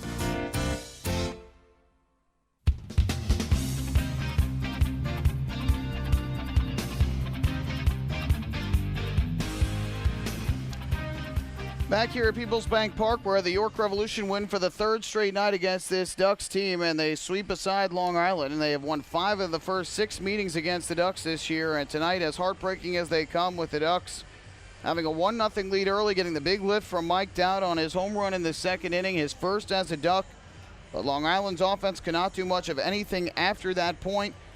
And meanwhile, the York Revolution tied the game with 2 outs in the 5th on back-to-back singles. And then in the 8th inning, with 2 strikes on Travis Witherspoon, a leadoff solo home run, and the Revs claim it 2-1, the Ducks wasting a 4th consecutive quality start from John Brownell. So we recap this one here at Peoples Bank Park. Ducks and the Revolution did not score in the 1st inning, but as we've seen many times in the series, the Ducks had a big opportunity in the 1st to take the lead, and they could not do it. A 1-out infield single by Delta Cleary Jr., followed by a walk to Ruben Gotay. 1st and 2nd with a 1 out for the cleanup hitter Dan Johnson, who had driven in 3 runs in this series, including 2 last night, but he grounded into a fielder's choice. Cody Puckett, who struggled in the series, struck out looking, and Long Island was unable to take the lead there. In the 2nd, though, they did get on the scoreboard as Mike Dowd lifted a solo home run over the wall in left The arch nemesis and left his first home run as a Duck and since May 12th of 2014, and it gave Long Island a 1-0 lead, got the dugout rocking. But after that point, from innings 3 through 9, Long Island managed just 3 hits, all singles, only 2 of them to the outfield. Drew 1 walk in that stretch as well, and really could not get anything going against Frank Gailey, who at one point retired 13 batters in a row from the 3rd through the 7th. Meanwhile, the Revolution couldn't do much either against Ducks right-hander John Brownell, who had retired 7 in a row between the 1st and 3rd until Witherspoon picked up a 2-out single in the 3rd, but Rocket was retired on a flyout. In the 5th inning, though, Alfredo Marte opened the inning with a leadoff walk. Those are never really good. Brownell responded by getting Josh Wilson to pop to short and Salvador Paniagua to strike out looking. But with 2 outs, Witherspoon, who was a thorn in the side for the Ducks all night long, kept hitting the ball for singles where the Ducks infielders weren't, but where they might normally be had they not been shifted slightly. Witherspoon got a single into right center to keep the inning alive, and then with 2 outs in the inning, Michael Rocket with an RBI single up the middle, scoring Marte and tying the ball game up at 1. Neither side scored in the 6th. In the 7th, the Ducks went and got a 2-out infield single by Mike Dowd for his 2nd hit of the game, but nothing further. That would spell the end of the night for Frank Gailey. The Revolution went in order in the bottom of the 7th, as Brownell at that point had retired 7 in a row. So that took us to the 8th inning when Scott Rice came into the ballgame out of relief. And Rice gave up a ground ball to Anthony Vega to start off the inning after falling behind 3-0. But the shortstop Josh Wilson's throw over to first was wide of the bag, and it allowed Vega to go to second. So a big error got the Ducks a runner at second with nobody out in the 8th inning. Carlos Hughes was squaring to bunt him over, but took 4 straight out of the zone from Scott Rice, and that put 2 on with nobody out for Long Island. The tying run in scoring position with no one out. Another runner at first for Phelan Lentini. He tried to lay down his 3rd sacrifice bunt of the year to move Vega to 3rd with less than 2 outs, but on the bunt attempt, bunted it too hard back to the mound. Rice fielded and went to 3rd for the force out, and that was the first out of the inning. Delta Cleara Jr. followed with a ground out to short that would move Hughes to 3rd and Lentini to 2nd. So with 2 outs and 2 in scoring position, it was up to Ruben Gotay, who had a couple of hits last night, but tonight was 0 for 3 as he grounded out to second base to end the inning, and the Ducks, after putting 2 on with nobody out, could not come up with the run to take the lead, and boy did that loom large, because in the bottom of the 8th inning, Brownell came out at 93 pitches to face Travis Witherspoon to lead off. He got ahead 0-2, and then on a 1-2 pitch lifted a solo home run over the wall in left field for his first with the Revolution and 3rd of the year, and it gave York a 2-1 lead. The Revolution would get another hit off Brownell with 1 out, spelling the end of his night. Kreider would strike out Michael Burgess before Amalio Diaz came on, gave up a double to Andres Perez, but struck out Brian Pounds to end the 8th inning. And then in the 9th inning, Long Island had to face Mike DeMark, the Atlantic League leader in saves with 18. He got Dan Johnson to pop out on the first pitch. Cody Puckett to ground out to short. Mike Dowd kept the game alive with a 2-out, 2-strike single to left, his 3rd hit of the ball game. But Mike Blank had a deep drive into the right center field gap, and Travis Witherspoon, who was shaded over towards right center, made the catch with ease and ended the ball game as the Ducks fall 2-1. The final totals: 2 runs, 8 hits, 1 error for York. They left a total of 7 on base for the Ducks. 1 run on 5 hits, no errors. They left 6. The winning pitcher, Scott Rice, his 2nd win of the series, 3rd of the season. He's 3-0. John Brownell, his 4th consecutive quality start, 1 shy of his season high in strikeouts with 9. He suffers the hard luck loss and falls to 4-3. Mike DeMark picks up his 19th save of the year, which leads the Atlantic League with a scoreless 9th. The game took a brisk 2 hours and 9 minutes, the shortest 9-inning game for the Ducks this year, in front of a nice crowd of 4,570 here at Peoples Bank Park. As for tonight's player of the game, we want to give it to the starters because they both did so well, but you have to give it to Travis Witherspoon. 3 hits, including the 2-out single in the 5th that kept the inning alive and set the stage for Michael Rocket for his game-tying RBI single. And then, of course, the game-winning home run in the 8th inning on a 1-ball, 2-strike pitch from John Brownell to lead off the inning. So Travis Witherspoon will be tonight's player of the game. We'll take one more break. When we come back, the out-of-town scoreboard, and then we'll wrap things up from York for the last time in this first half of the season, where the Ducks fall tonight 2-1. Hey fans, this is infielder Matt Wessinger, and you're listening to Ducks Baseball on the Ducks official YouTube channel, youtube.com/DucksBaseball. Long Island's Ford Giant is bigger and better than ever. Sayville Ford celebrating the grand opening of their new state-of-the-art showroom featuring enclosed service drives, luxurious customer lounge, and a larger selection to choose from. Get giant savings on hundreds of new and used vehicles in stock. Sayville Ford's grand opening celebration is going on now. Visit SayvilleFord.com or download the Sayville Ford app today to learn more about Sayville Ford's grand opening savings. Call 631-589-4800 today. Family fun every time. Beautiful evening for baseball. Big action every time. He reaches up, it's gone! Great value every time. And the Ducks have won it 7-1. The Ducks schedule is loaded with new promotions this season, and with an average ticket price of just $10 and free parking, there is no better value on Long Island. For game times and tickets, visit LIDucks.com. Long Island Ducks baseball. Good times every time.